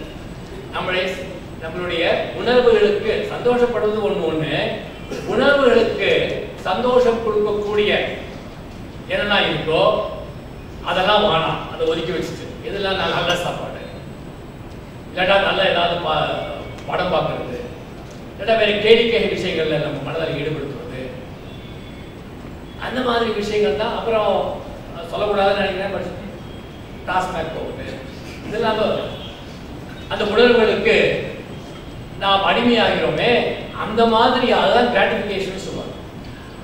people who denied gratification, who postponed gratification, they were the ones who got selected. அந்த மாதிரியான மாணவர்கள் எதையே விட்டுட்டு இது எப்படியா சாதிச்சு நம்ம வரணும் அப்படின்னு சொன்ன மாணவர்கள் தான் இந்த மாதிரி இடத்துக்கு வந்திருக்கிறாங்க. நம்ம என்ன நினைக்கிறோம், ஹார்வர்ட் யூனிவர்சிட்டி படிக்கிறதுனா லட்சமா பணம் வேணும், அந்த மாதிரி பள்ளியில படிச்சிருக்கணும், அப்படிலாம் கிடையவே கிடையாது. அவங்க சொல்றது அதுதான், நல்ல முறையில நீங்க ஒழுங்கா படிச்சு வந்தீங்கன்னா அந்த மாதிரி மாணவர்கள் தான் இருக்கிறாங்க. who denied gratification. அது ரொம்ப முக்கியம். உங்களுக்கு இப்போ அந்த denial வேணும். you should deny yourself all the gratification. மத்தெல்லாம் அப்புறம் பார்த்துக்கலாம். because you take a relaxation break, அதுக்கிறது ஒன்று அது முக்கியம். ஏன்னா எப்போ வந்து நான் சொன்னேன் இல்லையா, how to achieve excellence அப்படிங்கிறதுக்கு ஒரு 6 குறிக்கோள் சொல்றாங்க. முதல்ல நம்ம இலக்கு என்ன அப்படிங்கிறது நம்ம நிர்ணயம் செய்யணும். to achieve excellence, அந்த இலக்கை நாம் வந்து அதற்கு நாம் எவ்வாறு தயார் செய்து கொள்ள வேண்டும், அதுக்கு சாத்தியக்கூறுகள் என்ன, அதை பிளான் பண்ணணும். அதற்கு பிறகு அதற்கு ஒரு பயிற்சி எடுக்கும், அதை அடைவதற்கான பயிற்சி. அப்புறம் வந்து ரெனியூவல் பிரேக்னு சொல்றாங்க. ரெனியூவல் பிரேக்னா கொஞ்சம் அதிலேயே வந்துட்டேன்னா ரொம்ப இருந்தடம் பள்ளம் ஆயிடும். as they say, when you want to run, you can't keep on running on the same spot, you have to run forward. so அதுக்கு வந்து ஒரு ரெனியூவல் பிரேக் அப்படின்னு சொல்லி நீங்க உங்களுக்குள்ளேயே சரி பண்ணணும். இன்னொன்று வந்து கவுன்சிலிங் தான் அவர் சொல்றாரு இல்லையா, ஸ்டடி சென்டர். மற்றவங்க சொல்லணும், நீங்க இவ்வளவு படிச்சிருக்கிற, இன்னும் இப்படிலாம் செய்யணும் அப்படி அது ஒரு கவுன்சிலிங். அதுக்கப்புறம் again rework on whatever you have done again. So this achieving எக்ஸலன்ஸுக்கு ஒரு படிப்படியாக எப்படி பண்ணணுங்கிறதுக்கு ஒரு ஸ்டெப்ஸ் இருக்கு. ஸோ அது நம்ம என்ன படிச்சுக்கணும், அதை நம்ம உணரணும். நிச்சயமாக இதெல்லாம் சேர்ந்து தான் இந்த ஆர்கஸ்ட்ரேட்டட் எஃபர்ட்ஸ் சொல்லுவாங்க இல்லையா, ஆர்கஸ்ட்ரேட்டட் எஃபர்ட்ஸ் எல்லாம் இணைந்து வரும் பொழுது உங்களுக்கு வந்து நல்ல ஒரு சங்கீதம் கிடைக்கும். இளையராஜா மியூசிக் மாதிரி, இல்லை ஏஆர் ரஹ்மான் மியூசிக் மாதிரி அப்படியே வரும் நம்மகிட்ட. அது வரதுக்கு நம்ம நிறைய முயற்சிகள் செய்யணும். திருமணியாக்கும் சாதாரணமாக சொன்னாங்க, அது மிக முக்கியம். அது நீங்கள் செய்யணும். அதில் நீங்கள் பண்ணி வெற்றி கண்டீங்கன்னா அந்த வெற்றி என்பது ஒரு விவரிக்க முடியாத ஒரு ஆனந்தம். யாராவது athletes or sports persons இருக்கீங்களாங்க, ஸ்போர்ட்ஸ்மேன், the athletes euphoria ன்னு சொல்வாங்க. athletes euphoria என்னது, அது வந்து விவரிக்க முடியாத ஆனந்தம், விவரிக்க முடியாத. நம்மளோட சுய முயற்சியால நம்ம ஒரு இடத்தை இலக்கை அடைகிறோம் என்றால் நமக்கு ஒரு உணர்வு வரும். அந்த உணர்வு இருக்கிறதே அதான் athletes euphoria. எப்படி வந்து 100 மீட்டர் பந்தயத்தை அவ்வளோ வருடங்கள் 5 வருடங்களாக ஒரு பயிற்சி செய்து அவன் வெற்றி காண்றான. அது இப்படி இந்த சதீஷ் சொல்லிட்டு வெள்ளூர் இந்த பளுதூக்கும் போட்டியில் காமன்வெல்த் கேம்ஸில் அவர் வின் பண்ணார். அதான் சதீஷ் தான் 77 கிலோ கேட்டகரியில் 348 கிலோ விக்கெட். அவரோட ஃபேஸ்புக் போய் பார்த்தீங்கன்னா அவர் சொல்றதே pain pain pain pain pain தான் எழுதுவார். அவ்வளோ வலி, அந்த வலியெல்லாம் தாங்கி கொண்டு அப்போ போகும்பொழுது தான் அவர் என்ன பெரிய ஒரு ட்ரைனிங்கோ பயிற்சியோ ஒன்றும் கிடையாது. சத்துவாச்சாரி யார் வெள்ளூர் யாரும் வந்துட்டீங்களா? சத்துவாச்சாரின்னு அவுட்ஸ்கர்ட்ஸ் ஆஃப் வெள்ளூர் அங்கே தான் அவர் பயிற்சி பண்ணார். சாதாரண குடும்பத்தை சேர்ந்தவர். ஆனால் இப்படி ஒரு இலக்கு வச்சுட்டு எப்படியா நம்ம வந்து இந்த ஸ்போர்ட்ஸில் வரணும் அப்படின்னு சொல்லி ஜிம் போய் நல்லா வளர்ந்து இது பண்ணிக்கிட்டு வளர்த்துக்கிட்டு 77 கிலோ கேட்டகரியில் 342 கிலோ தூக்கிட்டு வளர்த்துக்கும் போட்டியில் அதாவது வெற்றி பெறும்போது எப்படி வருது, ஆனந்தம் வருது பாருங்க. ஒரு பெரிய ஆனந்தம். ஒரு தமிழகத்துக்கே ஒரு பெரிய, இந்தியாவுக்கு ஒரு பெருமை. மாண்பு முதலமைச்சர் அவர்கள் 50 லட்சம் அந்த பெயரை கொடுத்தார். அந்த மாதிரி நமக்கு ஒரு இலக்கை வைத்துக் கொண்டு அதனை முயற்சிக்கிறோம் என்றால் நிச்சயமாக உங்களுக்கு கிடைக்கும். அந்த அளவுக்கு உங்களுக்கு வரும். உங்களுக்கு மட்டுமல்ல, உங்களை சார்ந்தவர்கள், உங்கள் பெற்றோர்கள் எல்லோருக்கும் ஒரு மகிழ்ச்சியான சம்பவம். மற்ற நாடுகள்லையா மற்ற மாநிலங்களில் பார்க்காத ஒரு காட்சி நம்ம தமிழகத்தில் பார்க்கலாம். ஒரு பள்ளிக்கு செல்வதாலும் சரி, கல்லூரிக்கு செல்வதாலும் சரி, ஒரு வேலைக்கு செல்வதாலும் சரி, ஒரு குடும்பமே வரும். எந்த மாநிலத்தில் நான் பார்த்தது இங்கே ஒரு குடும்பமே வரும். நம்மளோட கவுன்சிலிங் டிஎன்பிசி பார்க்கும்போது கிட்டத்தட்ட ஒரு 20-30 பேர் கூட வருவாங்க. அந்த பொண்ணோ ஒரு பையனோ ஒரு தேர்ச்சி பெற்றிருக்கிறார், குடும்பத்துக்கு அவ்வளோ சந்தோஷம் வருவாங்க. வந்துட்டு அவங்கெல்லாம் எந்த ஜாப் எடுக்கலாம், எந்த இடத்துக்கு போகலாம் அப்படின்னு அவங்க தான் டிஸ்கஸ் பண்ணுவோம்.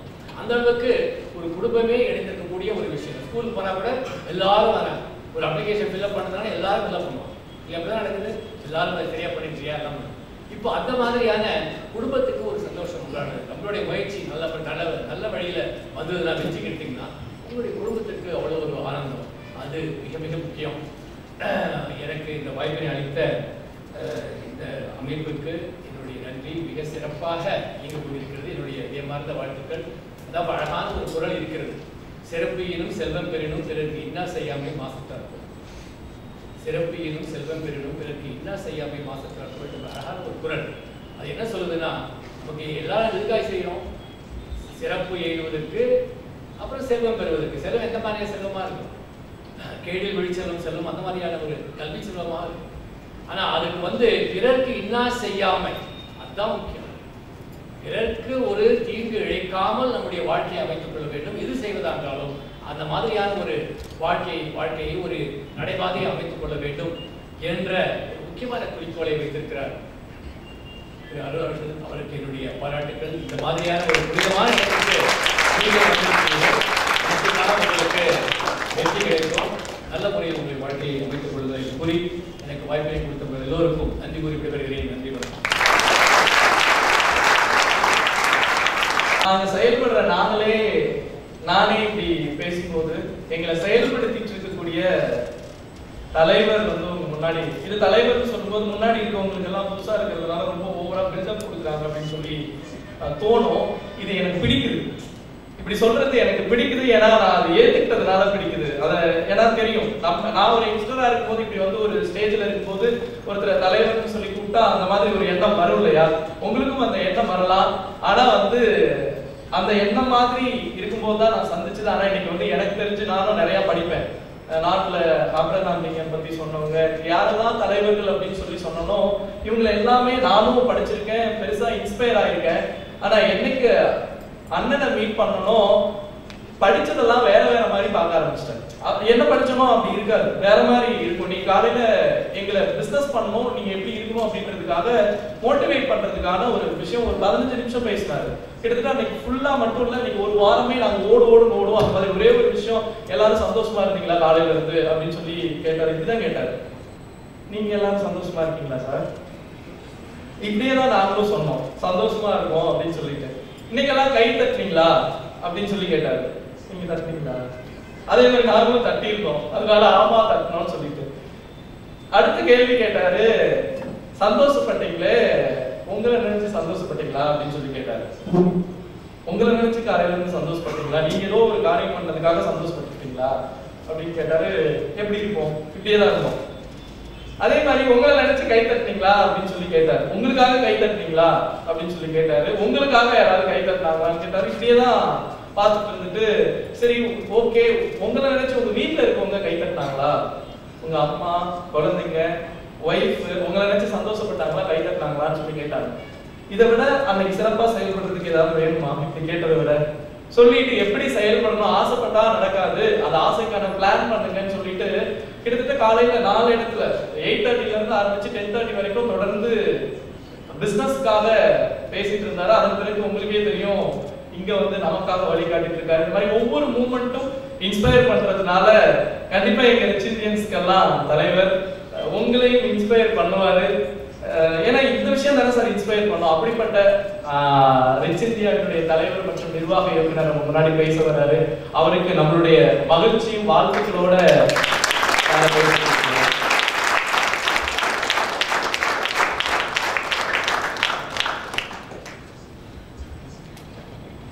ரொம்ப மகிழ்ச்சி. பேசும்போது சொல்லிட்டாங்க ரொம்ப நல்லா பேசுவாரு. அப்போ ஒரு 1.5 மணி நேரம் பேசுவாரோ, பசிக்கல 1.5 மணி நேரம் ஆயிடுச்சு. அதிகபட்சமா ஒரு 15 நிமிஷம் மட்டும், அதிகபட்சமா 15 நிமிஷம் போனா ஒரு 2-3 விஷயம் மட்டும் உங்கள்கிட்ட பேசுறேன். ஏன்னா தொடர்ந்து நம்ம பயணம் பண்ண தான் போறோம், மீண்டும் மீண்டும் உங்களை சந்திக்க தான் போறேன். சார் நிறைய விஷயத்த டச் பண்ணிட்டு வந்தாங்க. டாஸ்மார்க்ல ஆரம்பிச்சு லஞ்சம் வரைக்கும். இப்போ உங்களுக்கு எல்லாமே ஒரு லட்சியம் இருக்கு. என்ன லட்சியம்? உங்களுக்கு என்ன லட்சியம்? டக்குன்னு சொல்லுங்க. அப்படி உட்காந்து சொல்லுங்க. ஐஏஎஸ் ஆகணுன்றது உங்களோட லட்சியம். அப்போ ஐஏஎஸ் ஆகணும், ஐபிஎஸ் ஆகணும், இல்லை ஐஆர்எஸ் ஆகணும், ஏதோ ஒரு லட்சியம் உங்களுக்கு இருக்கு. சரியா? ஆமா தானே? அப்படித்தானே வந்திருக்கீங்க. அது லட்சியமா? ஐஏஎஸ் ஆகிறதும் ஐபிஎஸ் ஆகிறதும் ஐஆர்எஸ் ஆகிறதும் சிவில் சர்வீஸ் கிளியர் பண்றதும் லட்சியம் இல்லை. அது ஆகி ஏதோ ஒன்று பண்ண போறீங்க, அதான் லட்சியம். அது ஆயிட்டு ஏதோ ஒன்று பண்ண போறீங்க, அது என்ன அப்படின்னு தெரியும். அது என்ன? நீ ஐஏஎஸ் ஆயோ ஐபிஎஸ் ஆயோ ஐஆர்எஸ் ஆயோ ஏதோ ஒன்று பண்ண போறீங்க. இல்ல பணம் சம்பாதிக்கிறதா என்ன? அது அவங்கவுங்களுக்கு மாறுபடும். ஏதோ ஒரு லட்சியம், ஏதோ ஒரு பாதிப்பு ஏற்படுறது. லட்சியம் என்ன அப்படின்றது தெளிவா தெரியணும். இப்போ உதாரணத்துக்கு திருச்சிக்கு போகணும், நீங்க எதுக்குப்பா? காரணம் என்ன? சமயபுரம் கோயிலுக்கு போகணும். லட்சியம் சமயபுரம் கோயிலுக்கு போறது. லட்சியம் சமயபுரம் கோயிலுக்கு போறது. திருச்சிக்கு போகணும், அப்பதான் சமயபுரம் கோயிலுக்கு போகணும். லட்சியம் சமயபுரம் கோயிலுக்கு போறதா, காரணம் சமயபுரம் கோயிலுக்கு போறதா? திருச்சிக்கு போறது லட்சியம், காரணம் சமயபுரம் கோயிலுக்கு போறது. புரியுதுங்களா? புரியலையா? திருச்சிக்கு போறது லட்சியம். எதுக்குப்பா திருச்சிக்கு போற? சமயபுரம் கோயிலுக்கு. ஓகே, லட்சியம் திருச்சிக்கு போகணும், காரணம் சமயபுரம் கோயிலுக்கு போகணும். டிக்கெட்லாம் போட்டாச்சு, நாளைக்கு போகணும், இன்னைக்கு ரெடி ஆயாச்சு. திடீர்னு நைட்டு உடம்பு சரியில்லை, என்ன பண்ணுவோம்? என்ன பண்ணுவோம்? காரணம் சமயபுரம் கோயிலுக்கு போகணும், டிக்கெட்லாம் ரெடி, ஆனா உடம்பு சரியில்லை. லட்சியம் திருச்சிக்கு போகணும், என்ன பண்ணுவோம்? உடம்பு சரியில்லை. புரியல? இன்னொரு தடவை போய்க்கலாம். கரெக்டா? இன்னொரு தடவை போய்க்கலாம். அப்போ திருச்சிக்கு போற லட்சியம் நிறைவேறாது. இப்போ அதேதான், திருச்சிக்கு போறது லட்சியம், காரணம் அக்கா பொண்ணோட கல்யாணம். இப்போவும் உடம்பு சரியில்லை. இப்போ என்ன பண்ணுவோம்? எப்படியாவது திருச்சிக்கு போவோம். அப்போ நம்மளோட லட்சியம் நிறைவேறணும்னா காரணம் வலுவா இருக்கணும். எதுக்காக நான் ஐஏஎஸ் ஆகணும்? காரணம் இல்லாத லட்சியம் நிறைவேறவே நிறைவேறாது. காரணம் இல்லாத லட்சியம் நிறைவேறவே நிறைவேறாது. என்ன காரணம் நீங்க ஐஏஎஸ் ஆகிறதுக்கு? என்ன காரணம்? என்ன காரணம் ஐபிஎஸ் ஆகிறதுக்கு? இது தெரியும். அடுத்ததா ஆசை இருக்கும் எல்லாத்தையுமே. எதுக்கு அந்த ஆசை?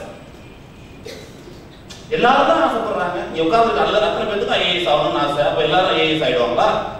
கிடையாது. ஆனா அதுக்கு யாரு பிளான் பண்றாங்களோ அவங்க ஆவாங்க. ஆசை நிறைவேறாது. அந்த ஆசைப்பட்டதுக்கு அப்புறமா பிளான் பண்ணணும். எனக்கு 1000 பேருக்கு ஐஏஎஸ் ஆகணும்னு ஒரு ஆசை வரும்போது 3 வருஷத்துக்கு முன்னாடி ஐஏஎஸ் ஆகணும்னா என்ன படிக்கணும்லாம் தெரியாது. நான் 8வது தான் படிச்சிருக்கேன். ஆனா அதுக்கு என்ன பண்ணணும்னு உட்கார்ந்து யோசிச்சா, ஐடியா பண்ணா, பிளான் பண்ணா நடக்குது. அப்போ நம்மளோட ஆசை நிறைவேறணும்னா நம்ம என்ன பண்ணணும்னா பிளான் பண்ணணும். முதல் விஷயம், நீங்க உங்களோட லட்சியம் என்னன்னு ஃபர்ஸ்ட் தெரியணும். ஐஏஎஸ் ஆவறதோ ஐபிஎஸ் ஆவறதோ உங்களோட லட்சியம் இல்ல. அது ஆகி ஏதோ ஒண்ணு பண்ண போறீங்க. அதுதான். அது இருக்கா ஃபர்ஸ்ட்? அது இருக்கா அப்படின்றத யோசிக்கணும். ஸ்கூல்ல 5வது 6வது 8வது படிக்கும் போது ஆண்டு விழாவில் என்னமா ஆகுற நீ எல்லாரும் ஐஏஎஸ் பாங்க. அப்போ எதுன்னே தெரியாது, சும்மா ஐஏஎஸ். அப்புறம் 10வது 12வது படிக்கும் போது அது மாறி அப்புறமா கம்ப்யூட்டர் இன்ஜினியர் படிச்சு போய் 15,000 சம்பளத்துல வேலையில் சேர்ந்தாங்க. அவ்வளவுதான். அப்போ அப்படியே மாறிடும். அது இல்லை. ஆனா காரணம் சரியா இருந்தா நீங்க ஐஏஎஸ் ஆகிறதுக்கோ ஐபிஎஸ் ஆகிறதுக்கோ காரணம் வலுவா இருக்கணும். அதே மாதிரி சரியா பிளான் பண்ணணும். சரியா பிளான் பண்ணணும். பிளான் பண்ணா கண்டிப்பா சக்சஸ் கிடைக்கும். பிளான் எப்படி பண்றது? ஒரு கிராமத்துல, சாதாரண கிராமத்துல ஒரு பிறந்த அப்பா என்ன பண்றாரு, தன்னோட பையனுக்கு கல்யாணம் பண்ணணும்னு ஆசைப்பட்டு கல்யாணம் பண்ணணும்பான்னு பையன் போய் சொல்லு. கல்யாணம்லாம் வேணான்றாரு பையன். இல்லப்பா பண்ணணும்னு அப்பா சொல்றாரு, பையன் வேணான்றாரு. அப்பா பண்ணணுன்றாரு, பையன் வேணான்றாரு. கடைசியா பண்றியா இல்லையான்னு கேட்கிறாரு அப்பா. இல்ல பண்ணவே முடியாதுன்றாரு பையன். இல்ல பண்ணிதான் ஆகணும் அப்படின்னு சொல்றாரு அப்பா. பண்ணிதான் ஆகணும்னு சொல்றாரு அப்பா. பண்ணவே முடியாது. பொண்ணு யாருன்னு தெரியுமான்னு கேட்கிறாரு. யார் அப்பா கேட்கிறாரு, பையன் தான் பொண்ணு யாருன்னு தெரியுமா? யாருப்பா பொண்ணு அப்படின்றாரு. பில்கேஸோட பொண்ணுன்னு. யாரு யார் சொன்னா பில்கேஸோட பொண்ணுன்னு? அப்பா சொல்லிட்டாரு. பில்கேஸோட பொண்ணுன்னா ஓகே, கல்யாணம் பண்ணிக்கிறேன். இப்போ என்ன பிரச்சனை இருக்குது? நேரா பில்கேஸ்ட போயிட்டு உங்க பொண்ணை வந்து என் பையனுக்கு கல்யாணம் பண்ணி வைங்கன்றாரு. என்னையா லூசாயா? உன் பையனுக்கு ஏன் பொண்ணை கல்யாணம் பண்ணி வைக்கணும்? என்ன அவசியம் இருக்கு? இல்லைங்க பண்ணி வைங்க. இல்லை பண்ண முடியாது. இல்லை பண்ணி வைங்க. பண்ண முடியாது. என் பையன் யாருன்னு தெரியுமா? யார் உன் பையன்? என் பையன் வேர்ல்டு பேங்கோட சிஇஓ. என் பையன் வேர்ல்டு பேங்கோட சிஇஓவா? அப்பா ஓகே. யார் சொல்றா? யார் சொல்றா? பில்கேஸ் வேர்ல்டு பேங்கோட சிஇஓன்னா ஓகே. சரி ஓகே. நேரா வேர்ல்டு பேங்க் சேர்மன் சொல்றாரு, என் பையனை வந்து வேர்ல்டு பேங்க் சிஇஓ ஆகணும். எதுக்கியா உன் பையனை வேர்ல்டு பேங்க் சிஇஓ ஆகணும்? இல்லைங்க ஆகுங்க. எதுக்கியா? என் பையன் யாருன்னு தெரியுமா? யார் உன் பையன்? நான் பையனுக்கு பில்கேஸ் பொண்ணை கல்யாணம் பண்ணணும்னு ஒரு அப்பா ஆசைப்பட்டதுக்கு அப்புறம் பிளான் பண்ணா நடக்குது. இது ஒரு கற்பனையான கதை தான். ஆனா பிளான் பண்ணா நடக்கும். வெறும் ஆசை நிறைவேறாது. நம்ம பட்ட ஆசைக்கு, ஆசைன்னு சொல்லலாம், லட்சியம்னு சொல்லலாம். ஆசைன்னு சொல்லலாம். என்ன ஆசைப்பட்டமோ, என்ன லட்சியமோ, அந்த ஆசைக்கும் லட்சியத்துக்கும் சரியான காரணம் இருக்கணும். அதுக்கு சரியான பயணம் இருக்கும், சரியான பிளான் இருக்கும். சார் சொன்னாங்கல்ல, டாஸ்மாக் பக்கம் போகாதீங்கன்னு. ஏன் போகக்கூடாது தெரியுமா? ட்ரிங்க்ஸ் சாப்பிட்றவங்க, சிகரெட் குடிக்கிறவங்க ஒரு நாளைக்கு 6 மணி நேரம் வாழ்க்கையில வாழும் போதே வேஸ்ட் பண்றாங்க. வாழும் போதே நேரம் ரொம்ப முக்கியம்னு சொன்னாங்க. பேசும்போது நேரம் தான் ரொம்ப முக்கியம்னு சொன்னாங்க. ஒரு நாளைக்கு ட்ரிங்க்ஸ் சாப்பிட்றவர் குடிக்கிறதுக்கு 2 மணி நேரமும், குடிச்சதுனால காலையில எழுந்திரிக்கிறதுக்கு 2 மணி நேரத்துக்கு வேஸ்ட் பண்றாரு. வாழும் போது 4 மணி நேரம். சிகரெட் குடிக்கிறவருக்கு ஒரு நாளைக்கு எவ்வளவு நேரம் தேவைப்படுது தெரியுமா? 10 சிகரெட் குடிச்சா, தெரிஞ்சு குடிச்சா 5 நிமிஷம் ஒரு சிகரெட் குடிக்க ஆகும். யாருக்கும் தெரியாம திருட்டுத்தனமா குடிச்சா 15 நிமிஷம் ஆகும். அப்போ ஒரு நாளைக்கு எவ்வளவு நேரம் ஆகும் நினைச்சு பாருங்க. தெரிஞ்சு குடிச்சா 5 நிமிஷம், யாருக்கும் தெரியாம நம்ம ஒளிஞ்சு குடிக்கணும்னா 15 நிமிஷம் ஆகும் ஒரு சிகரெட் குடிக்கிறது. அப்போ 10 சிகரெட் குடிச்சா ஒரு நாளைக்கு எவ்வளவு நேரம் ஆகும்? இந்த சிகரெட் குடிச்சதுனாலையும் இந்த ட்ரிங்க்ஸ் சாப்பிட்டதுனாலையும் வாழும் போதே ஒரு நாளைக்கு 6 மணி நேரம் போச்சு. வாழ்க்கை 45 வயசுலயே போயிடும். 45 வயசுலயே போயிடும். நேரம் ரொம்ப முக்கியம். ஏன் சிகரெட் குடிக்கக்கூடாது? ஏன் ட்ரிங்க்ஸ் சாப்பிடக்கூடாது? ஏன் படிக்கணும்? ஏன் படிக்கணும்? சரி, எல்லாத்துக்கும் காரணம் இருந்ததுன்னா சரியா நடக்கும். இப்போ நீங்க படிக்கிறீங்க, பிளான் பண்றீங்க, ஐஏஎஸ் ஆகணும்னு ஆசைப்படுறீங்க, எப்படி படிக்கலாம் அப்படின்னு நிறைய சொல்லி தராங்க. எப்படிலாம் படிக்கணும். எனக்கு தெரிஞ்ச ஒரு நேம் சொல்றேன். எனக்கு தெரிஞ்ச நான் படிக்கல, படிச்சதெல்லாம் எனக்கு ஞாபகம் கூட இல்லை. நான் படிச்சேன்னா ஞாபகம் கூட இல்லை. அது இல்லை. பட் நீங்க வந்து வேற என்னன்னு கேட்டீங்கன்னா, எல்லாராலையும் முடியாது. எனக்கு நான் வந்து எதுவுமே தெரிஞ்சுட்டு பண்ணதில்லை. என்ன பண்ணாலும் தெரிஞ்சுட்டு தான் பண்ணணும்னு சொல்லுவாங்க. நான் எதையும் தெரிஞ்சுக்கிட்டு பண்ணதே கிடையாது. சைக்கிள் கடை நான் வைக்கும் போது எனக்கு சைக்கிள் ஓட்ட தெரியாது. கஷ்டப்படணும்னு சொல்றாங்க. நான் கஷ்டப்பட்டதே கிடையாது. நிறைய ஆசைப்பட்டிருக்கேன். எப்பெல்லாம் நான் ஆசைப்பட்டனோ அதெல்லாம் எனக்கு கிடைக்கும். நான் கஷ்டப்பட்டதே கிடையாது. நீங்க எப்பயாவது கஷ்டப்பட்டீங்கன்னா அப்ப எதையாவது ஒண்ணு யோசிக்கிறீங்க, அது ஆசையா மாறுது. அப்பதான் நீங்க கஷ்டத்துல இருந்தே வெளியில வருவீங்க. அப்பதான் அந்த கஷ்டத்துல இருந்தே வெளியில வருவீங்க. அப்ப கஷ்டப்படாம நம்ம இருக்கணும்னா ஃபர்ஸ்ட் ஆசைப்படணும். அந்த ஆசையை நிறைவேற்றணும்னா பிளான் பண்ணணும். அப்போ அந்த ஆசைப்பட்டதுக்கு சரியான காரணம் இருக்கு. இது நான் புத்தகத்துல படிக்கல, புத்தகம் படிக்கிற பழக்கமே எனக்கு கிடையாது. டெய்லி பேப்பர் தினத்தந்தி பேப்பர் படிப்பேன். எனக்கு புத்தகம் படிக்கிற பழக்கங்கள் கிடையாது. ஆனா நிறைய மனிதர்களை படிச்சு வச்சிருக்கேன். நிறைய மனிதர்களை படிச்சு வச்சிருக்கேன். மனிதனுக்கு தேவையான கேள்விகள் என்னெல்லாம் கேட்டாலும் என்னால சொல்ல முடியுது. எப்படி படிக்கலாம் அப்படின்னா, நம்ம எல்லாருக்கும் நிறைய பேருக்கு 90% பேருக்கு சைக்கிள் ஓட்ட தெரியுமா? சைக்கிள் ஓட்ட எங்க போய் படிச்சோம்? சைக்கிள் ஓட்டுவது எப்படின்னு புக்கு வித்து வாங்கி அந்த புத்தகத்தை படிச்சு ஓட்டணுமா? இல்ல. சைக்கிள் ஓட்டி 10 வருஷம் ஆச்சு. இப்போ எந்த சைக்கிளை கொடுத்தா நான் ஓட்டுவேன்னா மறந்துடுமா? எனக்கு ஓட்டுவோம் தானே? ஓட்டுவோம். சைக்கிள் ஓட்ட படிக்கல, என்ன பண்ணோம்? பழகணும். ஆனா காலையில 9 மணி வரைக்கும் படிச்சது 9:45 போய் எக்ஸாம்ல மறந்து போயிடுது. 9 மணிக்கு படிச்சது 9:45 மறந்து போயிருது. படிச்சா மறக்கும், பழகுனா மறக்காது. சார் சொன்னாங்கல்ல 2 மணி நேரம் 3 மணி நேரம் படிங்க, அப்புறமா ஒரு 15 நிமிஷம் ரிலாக்ஸ் பண்ண. அப்போ வந்து யோசிக்கணும். படிச்சதை ஒரு நினைவுக்கு கொண்டுட்டு வரணும். பழகிக்கிட்டீங்கன்னா மறக்காது. அந்த புத்தகத்துல ஒரு பேஜ்ல படிக்கிறீங்கன்னா படிக்கும் போது அது அப்படியே பழகுற மாதிரி எல்லா விஷயமும் மறந்துச்சு பாருங்க. நீங்க படிச்சது அத்தனையுமே மறந்து போச்சா பாருங்க? இல்ல. சில விஷயம் மறக்குதுன்னா அதுல நீங்க கவனம் கொடுக்கல. அப்போ கவனமாகவும் ஒரு பழக்கமாகவும் படிச்சீங்கன்னா நடக்கும். ஒரு கிளாஸ் அட்டன் பண்ணி முடிச்சதுக்கு அப்புறமா ஒரு தடவை நீங்க ரீவைண்ட் பண்ணணும். ஒரு தடவை ரீவைண்ட் பண்ணீங்கன்னா மறக்கவே மறக்காது. வாழ்க்கை ஃபுல்லா மறக்காது. இது இவ்வளவுதான் லோடு தாங்கும் பால இல்ல, எவ்வளவு லோடு வேணாலும் தாங்கும். இதுக்கு என்ன சொல்லுவீங்க? அந்த மாதிரி சிம்பிளா இது கிடையாது. எவ்வளவு வேணாலும் தாங்கும். எவ்வளவு வேணாலும் நீங்க எடுத்து வச்சுக்க முடியும். தேவையானதை வச்சுக்கிட்டு தேவையில்லாத விட்டுட்டோம்னா கண்டிப்பா நடக்கும். லட்சியம் ஐஏஎஸ் ஆகிறது இல்ல, லட்சியமாயி ஏதோ பண்ண போறீங்களா, அதான் உங்களோட லட்சியம். அது என்னன்னு புரியுது. நிறைய பேர் அது தெரியாம கூட இதுல வந்து அடுத்தது ரெஸ்ட் வேணும். இவ்வளவு பிலிமினரி முடிச்சவங்கலாம் டக்குன்னு ஊருக்கு 4 நாள் போயிட்டு வரணும். ரெஸ்ட் எதுக்கு? அது ரெஸ்ட் புரியல.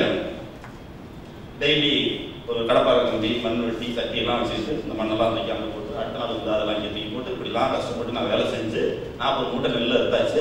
இப்போ ரெஸ்ட். அது பரவாயில்ல. எதுக்கு ரெஸ்ட்? இது நான் படிச்சு முடிச்சு பிலிமினரி முடிச்சு எழுதிட்டேன். அதுக்கு அடுத்தது ரெஸ்ட். அந்த மாதிரி ரெஸ்ட் இதுக்கு அவசியம் இல்லை. அந்த மாதிரி ரெஸ்ட் இதுக்கு அவசியம் இல்லை. யோசிச்சீங்கன்னா ஒரு பெரியவர் திருச்சியில இருந்து கிளம்புறாரு. ட்ரெயின்ல பல்ல வந்த காலையில ஸ்ரீரங்கத்துல இறங்குறாரு. திருப்பி என்ன பண்றாரு? ட்ரெயின் ஏறுறாரு. லால்குடியில இறங்குறாரு. ட்ரெயின் எங்கெல்லாம் நிக்குதோ அங்க இறங்கி ஏறாரு. விழுப்புரம் வந்துருச்சு. இப்போ விழுப்புரத்துல அந்த இது விற்கும், ரவா உப்புமா நல்லா சூடா. விழுப்புரம் அந்த பல்லவன் ட்ரெயினுக்காகவே போடுவாங்க. எல்லாரும் போய் உப்புமா சாப்பிட போறாங்க. அப்போ ஒரு பையன் கீழே நீங்க வந்து என்ன பெரியவ எல்லா ஸ்டேஷன்ல இறங்கி ஏறுறீங்க, யாரையாவது தேடுறீங்களா அப்படின்னு. இல்ல தம்பி, யாரையும் நான் தேடலை அப்படின்னு சொல்றேன். இல்லை உப்புமா எதுவும் வாங்கிட்டு வருவா உங்களுக்கு? இல்லை தம்பி, நான் சாப்பிட்டேன், வீட்டுல இருந்து இட்லி கொண்டு வந்தேன், சாப்பிட்டேன். அப்புறம் என்ன பெரியவர ஏன் எல்லா ஸ்டேஷன்ல இறங்கி ஏறுறீங்க அப்படின்னு சொல்லி இந்த தம்பி கேட்க அவர் சொல்றாரு, டாக்டர் தொலைதூர பயணம் பண்ண நான் சொல்றேன்,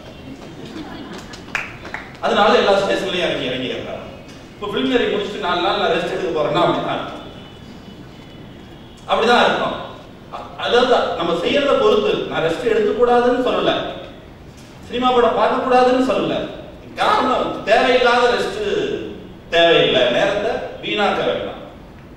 உங்களுக்கும் உங்களை சுத்தி இருக்கிறவங்களுக்கும் பிரயோஜனமா உங்க நேரத்தை வந்து செலவு பண்றதுக்கு தயாராகணும். இந்த அகாடமில என்ன பிளஸ் பாயிண்ட் அப்படின்னா, உங்களுக்கு இங்க இருக்கிறவங்கள சீக்கிரமா நாங்க பாஸ் பண்ண வச்சு வெளியில அனுப்பணும்.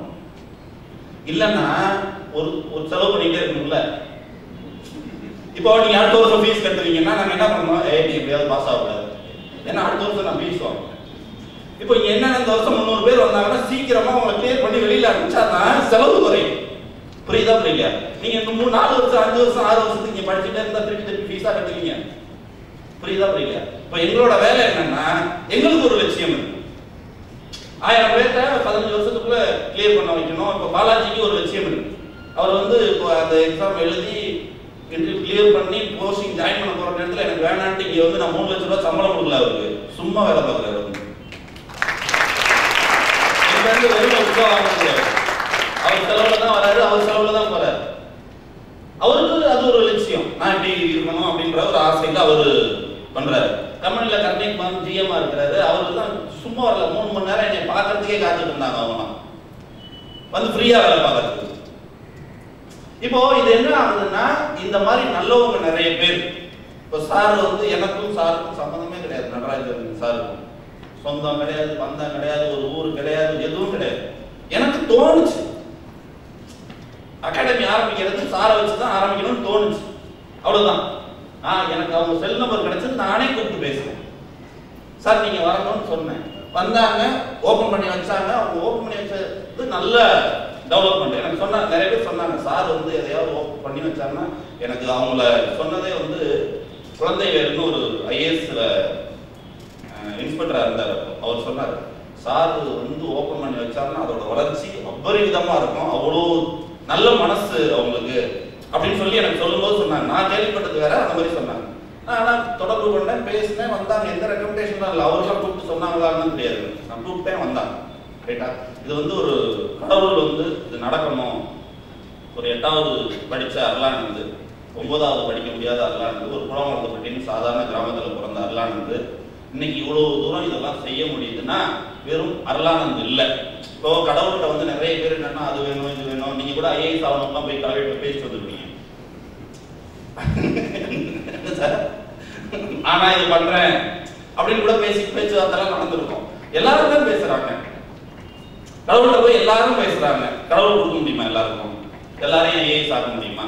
இது வந்து போட்டி தேர்வுன்னு சொல்றாங்க. உண்மையா இது போட்டி தேர்வு கிடையாது, புத்திசாலிகளோட தேர்வு, அறிவாளிகளோட தேர்வு. அந்த மாதிரி நினைக்கிறேன். இது வந்து போட்டி. கண்டிப்பா திறமையானவங்க தான் அந்த இது வந்து தலைமை பண்பு, டிசிஷன் மேக்கிங். ஒரு விஷயம் நடந்துருச்சுன்னா அந்த இடத்துல நான் என்ன பண்ணணும்னு டிசிஷன் எடுத்து பண்ணக்கூடிய ஒரு இடத்துக்கு போறவங்க சாதாரண ஆள் போலாமா? போகக்கூடாது. நான் சாதாரண ஆளா இன்னைக்கு இருக்கிறேன், ஆனா நான் அதை வளர்த்துக்கிறேன். நான் அந்த பொறுப்பை ஏற்றுக்கிற அளவுக்கு, நான் அந்த பதவின்னு கூட சொல்ல, ஒரு பதவியா நினைச்சீங்கன்னா கஷ்டம். அந்த பொறுப்பு, ஒரு மாவட்டத்தை நிர்வகிக்கிற ஒரு பொறுப்பை நான் ஏற்றுக்க போறேன். அந்த பொறுப்பை நான் பார்த்துக்கிறதுக்கான தகுதியை நான் வளர்த்துக்கிறேன். வளர்த்துட்டு தான் நான் அந்த இடத்துக்கு போவேன் அப்படின்ற எண்ணம் வந்து நம்மளுக்குள்ள கண்டிப்பா உருவாகியே தீரும். கண்டிப்பா உருவாகியே தீரும். சும்மா எல்லாரும்லாம் அந்த பொறுப்புக்கு வந்துடக்கூடாது. இப்போ கடவுள்கிட்ட போய் கடவுளால எல்லாத்தையும் கொடுக்க முடியாது. கடவுள் படைச்சதை மட்டும்தான் கடவுள் கொடுக்க முடியும். கடவுள் படைக்காத எதையும் கடவுள் கொடுக்க முடியாது. கடவுள் படைச்சது இயற்கையா உள்ள விஷயங்கள் தான் கடவுள் கொடுத்துட்டு இருப்பாரு. செயற்கையா நம்ம படைச்சதெல்லாம் போய் கடவுள்கிட்ட கேட்டா, கடவுள்கிட்ட நம்ம படைச்சதெல்லாம் போய் கடவுள்கிட்ட கேட்டா கடவுளால கொடுக்க முடியாது. கடவுளால கொடுக்க முடியாது. இப்போ நீங்க போய் ஐஏஎஸ் ஆகணும், ஐஏஎஸ் ஆகணும், ஐஏஎஸ் ஆகணும்னு கேட்டா என்ன பண்ணுவார் கடவுள்? என்ன பண்ணுவார்? அவருக்கு அதுக்கு சம்பந்தமே இல்லை. சரி, வேற வழியே இல்லை, கேட்டுக்கிட்டே இருக்கிறாங்க. இந்த மாதிரி ஒரு வாய்ப்பை தான் ஏற்படுத்தி கொடுக்க முடியும். இந்த மாதிரி ஒரு வாய்ப்பை தான் ஏற்படுத்தி கொடுக்க முடியும் கடவுள். அதை நம்ம புடிச்சிட்டு போயிடணும். அப்ப கூட நம்மளை யாராவது தூக்கி விடணும்லாம் நினைக்கக்கூடாது. யாராவது கை கொடுத்தா கூட போயிடணும். ஒருத்தர் தூக்கி விடுறது கஷ்டம், ஆனா கூட்டிட்டு போறது ஈஸி. ஒருத்தரை தூக்கிலாம் விட முடியாது. ஆனா ஒருத்தர் 1 லட்சம் பேரை கூட்டிட்டு போக முடியும். இன்னொருத்தர் தூக்கி விட முடியுமா? தூக்கி விட முடியுமா? ஆனா 1 லட்சம் பேரை ஒருத்தரால கூட்டிட்டு போக முடியும். நீங்க கூட போக போறீங்களா, நிறைய பேரை கூட்டிட்டு போக போறீங்க? தூக்கி விடணும்லாம் நினைச்சிடாதீங்க. என்னைய ஒருத்தர் தூக்கி விடணும், அதெல்லாம் தாண்டி வந்துட்டீங்க. அதெல்லாம் ஒரு 20 வயசுக்கு முன்னாடி. இன்னைக்கு வந்து நீங்க ஒருத்தர் கூட பயணம் பண்ணணும், இல்லைன்னா கூட கொஞ்சம் பேரை கூட்டிட்டு போகணும். அதுக்கு வந்து தயாராகும். இந்த அருளானந்த சாதாரண கிராமத்துல பிறந்து படிக்க முடியாத அருளானந்த இந்த மாதிரி எல்லாம் செய்ய வைக்கிறதே கடவுள் தான். எல்லாத்தையும் கடவுள் வந்து செய்ய முடியாது. யாராவது ஒருத்தன் மூலியமா செய்யணும். அதுக்கு என்னை பயன்படுத்துறாரு ஒரு கருவியா, அவ்வளவுதான். ஒரு கருவியா. நான் 100 ரூபாய் எங்க அப்பாட்ட வாங்கினது கிடையாது. வெறும் 100 ரூபாய். வெறும் 100 ரூபாய் எங்க அப்பா எனக்கு கொடுத்தது கிடையாது. எனக்கு விவரம் தெரிஞ்சு எங்க அப்பா எனக்கு யாரும் எதுவும் வாங்கி கொடுத்தது கிடையாது. எங்க அப்பா அம்மா இல்லை, யார்கிட்ட இருந்தும் நான் வாங்குறது இல்லை. என்னோட வேலை வந்து செய்யறது, எதிர்பார்க்கறது இல்லை. எதிர்பார்ப்பு இல்லாமல் அடுத்தவங்களுக்கு செய்யணுன்ற எண்ணம் ஒவ்வொருத்தருக்குள்ள வரணும். செய்யறவங்க அதிகமாகும். இப்ப இப்போ என்னன்னா எதிர்பார்க்குறவங்க நிறைய இருக்காங்க. இவர் எனக்கு இது பண்ணா நல்லா இருக்குமே, அவர் பண்ணா நல்லா இருக்குமே, நான் செய்வேன்ப்பா, என் குடும்பத்துக்காக செய்வேன், என்னை சுற்றி இருக்கிறவங்களுக்காக செய்வேன், இந்த நாட்டுக்காக செய்வேன்ற எண்ணம் ஃபர்ஸ்ட் உருவாகும். அந்த மாதிரி எண்ணம் யாருக்கெல்லாம் வருதோ அவங்களுக்கு கடவுள் இன்னும் கொஞ்சம் கூடுதலாக கொடுப்பார், இன்னும் கொஞ்சம் கூடுதலான ஆற்றல் கொடுப்பார், இன்னும் கூடுதலான வயது கொடுப்பார். இந்த மாதிரி நிறைய விஷயங்களை வந்து கடவுள் கொடுப்பார். அப்போ நம்ம ஃபர்ஸ்ட் கொடுக்க ஆரம்பிக்கணும். நம்ம கொடுக்க ஆரம்பிச்சோம்னா கொடுப்பார். நீங்க அது மாதிரி தான் கல்வி சொல்லித்தராங்க, போட்டி தேர்வு, அதனால வந்து ஒருத்தர் சொல்லி கொடுக்க கூடாது, பேப்பரை வச்சு வச்சுக்கணும். ஆனா அதெல்லாம் இங்க உடைச்சிட்டாங்க. கொஞ்சம் உடச்சு ஒருத்தர் சொல்லி தராங்க. பிரிலிமினரி கிளியர் பண்ணினவங்க பிரிலிமினரி கிளாஸ் எடுக்கிறாங்க, மெயின்ஸ் கிளியர் பண்ணி இன்டர்வியூ போறவங்க மெயின்ஸ்க்கு வந்து கிளாஸ் எடுக்கிறாங்க. அதெல்லாம் ரொம்ப சந்தோஷம். போன வருஷம் கிளியர் பண்ணி 7 பேர் போஸ்டிங் போனவங்கள 4 பேர் கடைசி வரைக்கும் போய் ஜாயின் பண்ற வரைக்கும் வந்து கிளாஸ் எடுத்தாங்க. ஃபுல்லா அவங்க இது அவங்களோட அகாடமி ஏறிட்டாங்க. எனக்கு இன்னும் சந்தோஷமா இருந்தது. அந்த அருள்போதி ஸ்டூடெண்ட்ஸ் வெல்ஃபேர் ட்ரஸ்ட்னு ஒன்று ஆரம்பிச்சு, நீங்க எவ்வளவு நாளைக்கு சார் இந்த அகாடமி நடத்துவீங்க? நாங்க படிச்சு முடிச்சு வேலைக்கு போறோம், எங்களால முடிஞ்ச பணத்தை அதில் போட்டு நாங்க நடத்திக்கிறோம் ஃபியூச்சர்ல அப்படின்றது ரொம்ப சந்தோஷமா இருந்துச்சு. குடிசை வீட்டுல பக்கத்து வீட்டுல குடிசையில படிக்க முடியாம இருக்கிறாங்க, அவங்களெல்லாம் கூப்பிட்டு டியூஷன் எடுத்து சத்தியம் எங்க இருந்து ஆரம்பிக்குதுன்னா, நான் ஃபர்ஸ்ட் எனக்கு நல்லா படிக்க இடம் கிடைச்சிருச்சு, நான் படிக்க புக்ஸ் கிடைச்சிருச்சு, சொல்லித்தராங்க, என்னையாரையும் இன்னொருத்தருக்கு செய்ய முடியுன்ற எண்ணம் எது உருவாக்குதுன்னா இந்த சூழல் உருவாக்குது. இந்த மாதிரி நல்ல சூழலை ஏற்படுத்தி கொடுக்கறதுனால நீங்களும் நல்ல லஞ்சம்ன்றாங்கல்ல சார், நான் சொல்றேன், லஞ்சம் வாங்குற யாருக்குமே வாங்கணுன்றதெல்லாம் ஆசை கிடையாது. ஏற்கனவே அவர் கொடுக்குறாரா, இங்க வாங்குற. லஞ்சம் வாங்குறவங்க எனக்காவது முக்காடு போட்டு போகணுமேன்ற பயம்லாம் இருக்குது. ஏற்கனவே கொடுத்ததுனால வாங்குறாரு. அது வந்து என்னன்னா ஒவ்வொருத்தரும் ஆசை. நான் சரியா இருப்பேன். நான் உதாரணம் பண்றேன், எங்கேயாவது பேசுறதுக்கு உங்களுக்கு வாய்ப்பு கிடைச்சதுன்னா 5 நிமிஷமாவது உங்களை பத்தி பேசுறதுக்கு நீங்க ஏதாவது செய்யணும். எங்கேயாவது எனக்கு பேச வாய்ப்பு கிடைச்சுன்னா 5 நிமிஷம் என்னை பத்தி பேசணும்பா. 5 நிமிஷம் நான் என்னை பத்தி பேசணும்னா ஏதாவது செய்யணும்ல. அப்ப என்னை பத்தி மத்தவங்க பேசணும். அப்ப சாரை பத்தி ஒரு டிஜிபி அப்படின்னா நடராஜன் சார் தான் ஞாபகம் வர்றாங்கன்னா காரணம் அதுக்கு செஞ்சிருக்காங்க, அதனால பேசுறோம். காரணம் அதுக்காக செஞ்சிருக்கிறதுனால பேசுறோம். டிஎன்பிசின்னு ஒன்று இருக்கிறதெல்லாம் எனக்கு உண்மையாவே சார் வந்ததுக்கு எனக்கெல்லாம் தெரியும். ஏன்னா நான் அந்த எக்ஸாம் எழுத போடல, இந்த மாதிரி வந்துட்டு அது ஒரு டெக்னாலஜியை கொண்டுட்டு வந்தது. நான் சொல்றேன், சாதாரணமா நான் 8வது தான் படிச்சிருக்கேன், நான் பயங்கரமா டெக்னாலஜியை யூஸ் பண்ணுவேன். இப்போ அப்படியே என் மொபைல் ஃபோன் ஆஃப் பண்ணிட்டு ஒய்ஃபுக்கு மட்டும் ஃபோன் பண்ணி சொல்லிட்டு நான் ஒரு 1.5 மாசத்துக்கு ஊர்ல இல்ல வெளியூர் போறேன் அப்படின்னு சொல்லிட்டேன்னா இங்க நடக்கிற எந்த விஷயமும் தடைபடாது. சிஸ்டம் பண்ணிட்டேன் எல்லாத்தையும், எல்லாமே சிஸ்டமா நடக்கும். இதை யாரும் எனக்கு சொல்லிதான் தர. ஐடியா பண்ணணும், டெக்னாலஜியை பயன்படுத்தணும். நீங்க படிக்கிறது வெறும் லைப்ரரி புக்ஸ் மட்டும் இல்ல, நெட்ல படிக்கலாம். அதாவது தேடல் இருந்துகிட்டே இருக்கணும். இது போட்டி நிறைந்த உலகம் எல்லாம் இல்ல. போட்டி நிறைந்த உலகம். நீங்க யார் கூட போட்டி போடணும் தெரியுமா? யார் கூட போட்டி போடணும்? நல்லா படிக்காம இவன் எப்படி தேர மாட்டான், இவன் கூட போட்டி போடணும். அது இல்ல, உங்க கூட ஒரு 10 பேர் கொண்ட டீம் அமைச்சுக்கிறீங்கன்னா உங்களை விட அவங்க எல்லாம் புத்திசாலியா இருக்கணும், உங்களை விட அறிவாளியா இருக்கணும். நீங்க ஒரு 4 பேரோ 5 பேரோ சேர்ந்து படிக்கிறீங்க அப்படின்னா உங்களை விட புத்திசாலி அவங்க எல்லாம் அப்படின்னு நீங்க டிசைட் பண்றவங்க கூட தான் நீங்க உங்க வட்டத்தை அமைச்சுக்கணும். நல்லா தேராத கேஸா 4 பேர் கூட நான் சூப்பர்ல, அது வேலைக்கு ஆகாது. புரியுதுங்களா? இந்த மாதிரி நிறைய விஷயங்கள் இருக்கு. நீங்க லட்சியம் என்னன்றத முடிவு பண்ணிக்கணும். உண்மையாவே லட்சியம் வந்து உங்களோட ஐஏஎஸ் ஐபிஎஸ் இல்ல, அது ஆகி என்ன பண்ண போறீங்கன்றது தான் லட்சியம். அதுக்கு என்ன காரணம் அப்படின்றத கண்டுபிடிங்க. லட்சியம் இருக்கணும், காரணம் இருக்கணும். காரணம் வந்து கொஞ்சம் வலுவா இருந்துச்சுன்னா ஆயிட்டாண்டா ஆகணும்ன்றது இருந்துச்சுன்னா நீங்க எப்படியாவது பண்ணிடுவீங்க, வேற ஒண்ணும் இல்லை. இதுக்கு வந்து ஃபர்ஸ்ட் உங்களுக்கு நம்பிக்கை வரணும். அந்த நம்பிக்கை என்னவா வரணும்னா சந்தேகம் இல்லாத நான் கண்டிப்பா ஐஏஎஸ் தான், அதுல எந்த மாற்று கருத்து இல்லைன்னு உங்க மனசு சொல்லணும். அது எப்ப சொல்லணும்னா நம்பிக்கை வச்சிருவாங்க, நான் ஐஏஎஸ் ஆயிடுவேன், நம்ம எக்ஸாமுக்கு போகும்போது கிளியர் ஆகுமா? நம்ம யாரு நம்மளே சொல்றது. நம்பிக்கையை வச்சுட்டு அதுல கொண்டு போய் சந்தேகத்தை வைக்கிறது. நம்பிக்கை இருக்கும், நான் கிளியர் பண்ணிடுவேன், இருந்தாலும் ஒரு டவுட்டா இருக்கு. அப்ப விளங்குமா? அது நம்பிக்கையில போய் சந்தேகம் வைக்காதீங்க. நம்பிக்கை மேல நம்பிக்கை வரணும். நம்பிக்கை மேல நம்பிக்கை வரல, நம்பிக்கை மேல சந்தேகம் வருதுன்னா சந்தேகப்படுங்க. ஏன் நான் கிளியர் ஆக மாட்டேன், ஏன்டா இதுக்கெல்லாம் ஆக மாட்டேன், ஏன் நான் கிளியர் ஆக மாட்டேன்னு யாருக்கு தெரியும்? நான் உங்களுக்கு தான் தெரியும். ஏன்னா உங்களுக்கு தான் வருது சந்தேகம். நம்பிக்கையில சந்தேகம் வருதுன்னா உங்களுக்கு தான் வருது. ஏன் நான் கிளியர் பண்ண மாட்டேன் அப்படின்றத யோசிங்க. அந்த காரணத்தை கண்டுபிடி, அதை சரி பண்ணுங்க, நம்பிக்கை மேல நம்பிக்கை வந்துடும். சந்தேகம் வந்தா சந்தேகம் வரணும், சந்தேகத்துல போய் நம்பிக்கை வைக்க கூடாது. சந்தேகப்பட்டா சந்தேகப்படுங்க கடைசி வரைக்கும். எப்போ? நம்பிக்கை மேல நம்பிக்கை வர வரைக்கும். நம்பிக்கை மேல நம்பிக்கை வைங்க, சந்தேகத்து மேல சந்தேகத்தை வைங்க. நம்பிக்கை மேல நம்பிக்கை வச்சு போய் எக்ஸாம் எழுதுனா நீங்க கிளியர் ஆயிருவீங்க. நம்பிக்கையில சந்தேகம் வந்துச்சுன்னா நீங்க கிளியர் ஆக போறது இல்ல. அப்போ நம்பிக்கை மேல நம்பிக்கை வரும். உங்களோட லட்சியம் என்னன்றதை தேர்ந்தெடுங்க. அதுக்கு காரணம் என்ன? பணம் சம்பாதிக்கிறதா இருந்தா பணம் சம்பாதிக்கிறதா இருந்தா வேணாம், அங்க ஒன்றும் பெரிய பணம்லாம் சம்பாதிக்க முடியாது. ரைட்டா? சரியா இருந்தா அது தப்பான வழியை வகுத்து கொடுத்துரும். பணம் சம்பாதி காரணம் என்னன்றத தெளிவா முடிவு பண்ணுங்க, பிளான் பண்ணுங்க, நல்ல பயிற்சி எடுத்துக்கோங்க. கண்டிப்பா உங்கள் பயணம் வெற்றி பயணமே வெற்றி பயணமா இருக்கும். ஏன்னா இதுல போய் நீங்க ஐஏஎஸ் ஆயிட்டாதான் இல்ல சார். இந்த 3 வருஷம் யாரெல்லாம் சிவில் சர்வீஸ் ப்ரிப்பேர் பண்றாங்களோ அவங்க வந்து ஒரு தலைவர் தான். இன்டர்வியூல போய் கிளியர் பண்ணா அவர் வேஸ்ட்லாம் கிடையாது. அவர் வேஸ்ட்லாம் கிடையாது. தலைமை பண்பும் டிசிஷன் மேக்கிங் நீங்க கத்துக்கிட்டா நாளைக்கு ஊர்ல போய் பஞ்சாயத்து தலைவரானா கூட நீங்க ஒரு நல்லது செய்ய முடியும், நல்லது செய்ய முடியும். ஆனா அது இல்ல, உங்களோட லட்சியம் என்னன்றதை முடிவு பண்ணிக்கோங்க. இது வந்து பெரிய அனுபவம்.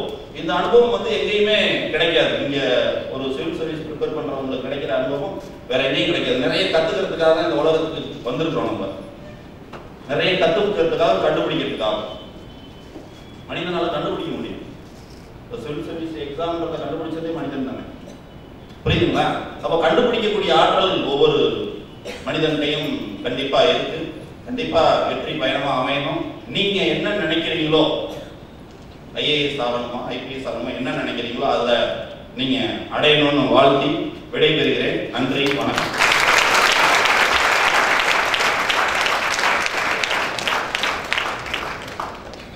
Thank you sir. நான் சொன்னேன் இல்லைங்களா, ஆசைப்பட்டா கஷ்டம் வரும்னு சொல்லுவாங்க, ஆனா ஆசைப்பட்டாதான் கஷ்டம் வராது அப்படின்னு சொன்னதை சொல்லாம எங்ககிட்ட எல்லாம் ஆசைப்பட்டு அதை சொல்லுவாரு. இப்போ இது பண்றோம் அப்படின்னு சொல்லுவாரு. அதை செய்து முடிச்சுட்டு நாங்கெல்லாம் அதுக்கு அந்த விழா நடக்கும். அதுல ஒவ்வொன்றுமே நடந்துட்டு இருக்கு. இந்த மாதிரி என்ன விஷயங்கள் எல்லாம் அண்ணன் ஆசைப்படுறாருன்னு எங்களுக்கு தெரியும். அது எப்ப செய்து முடிக்க போறாருன்னு சொல்லுவாரோ அப்ப அதை செய்து முடிச்சிருப்போம். இப்போ நீங்க அடுத்த கட்டத்துக்கு பயணம் பண்றதுக்காக தான் இங்க வந்திருக்கீங்க. ஒரு இடத்துல இருந்து இன்னொரு இடத்துக்கு பயணம் பண்ணணும். இப்போ ஏதோ பண்ணிட்டு இருக்கீங்க, அதுல இருந்து நான் அடுத்ததா ஒரு இடத்த அடைய போறேன் அப்படின்றதுக்காக வந்திருக்கீங்க. அதுல உங்களுக்கு தடை பிரச்சனை எதுவெல்லாம் இருக்கும், ரைட்டா? சப்போஸ் தேவைப்பட்டதுன்னா உங்களுக்கு நீங்க எழுதி வச்சுக்கோங்க. ஒரு 3 மணிக்கோ இல்ல 3:30 மணிக்கோ நான் வர்றேன், அது சம்பந்தமா என்ன கேள்வி கேட்டாலும் என்னால பதில் சொல்ல முடியும். கம்ப்யூட்டரை கண்டுபிடிக்கிறது எப்படி, லைட்டை கண்டுபிடிக்கிறது எப்படி எனக்கு தெரியாது. பட் ஆனா எனக்கு நீங்க எதுவெல்லாம் பிரச்சனை நினைக்கிறீங்களோ அதெல்லாம் நான் கடந்து வந்தேன். எதுவெல்லாம் தடை நினைக்கிறீங்களோ அதெல்லாம் நான் கடந்து வந்திருக்கேன். அதனால என்னையால எது முடியுமோ நான் சொல்றேன். பிடிச்சிருந்தா பயன்படுத்துங்க, பிடிக்கலன்னா விட்டுருங்க. ரைட்டா? தேவைப்படுமா அது மாதிரி தேவைப்படும். என்ன பிரச்சனை, என்ன தடைகள் உங்க ஃபேமிலி சம்பந்தமா எதுவா இருந்தாலும், ஏன்னா அதெல்லாம் கிளியர் பண்ணாதான் நீங்க அடுத்த கட்டத்துக்கு போக முடியும். அதை வச்சுக்கிட்டே அடுத்த கட்டத்துக்கு போறது கொஞ்சம் சுமையா தெரியும்.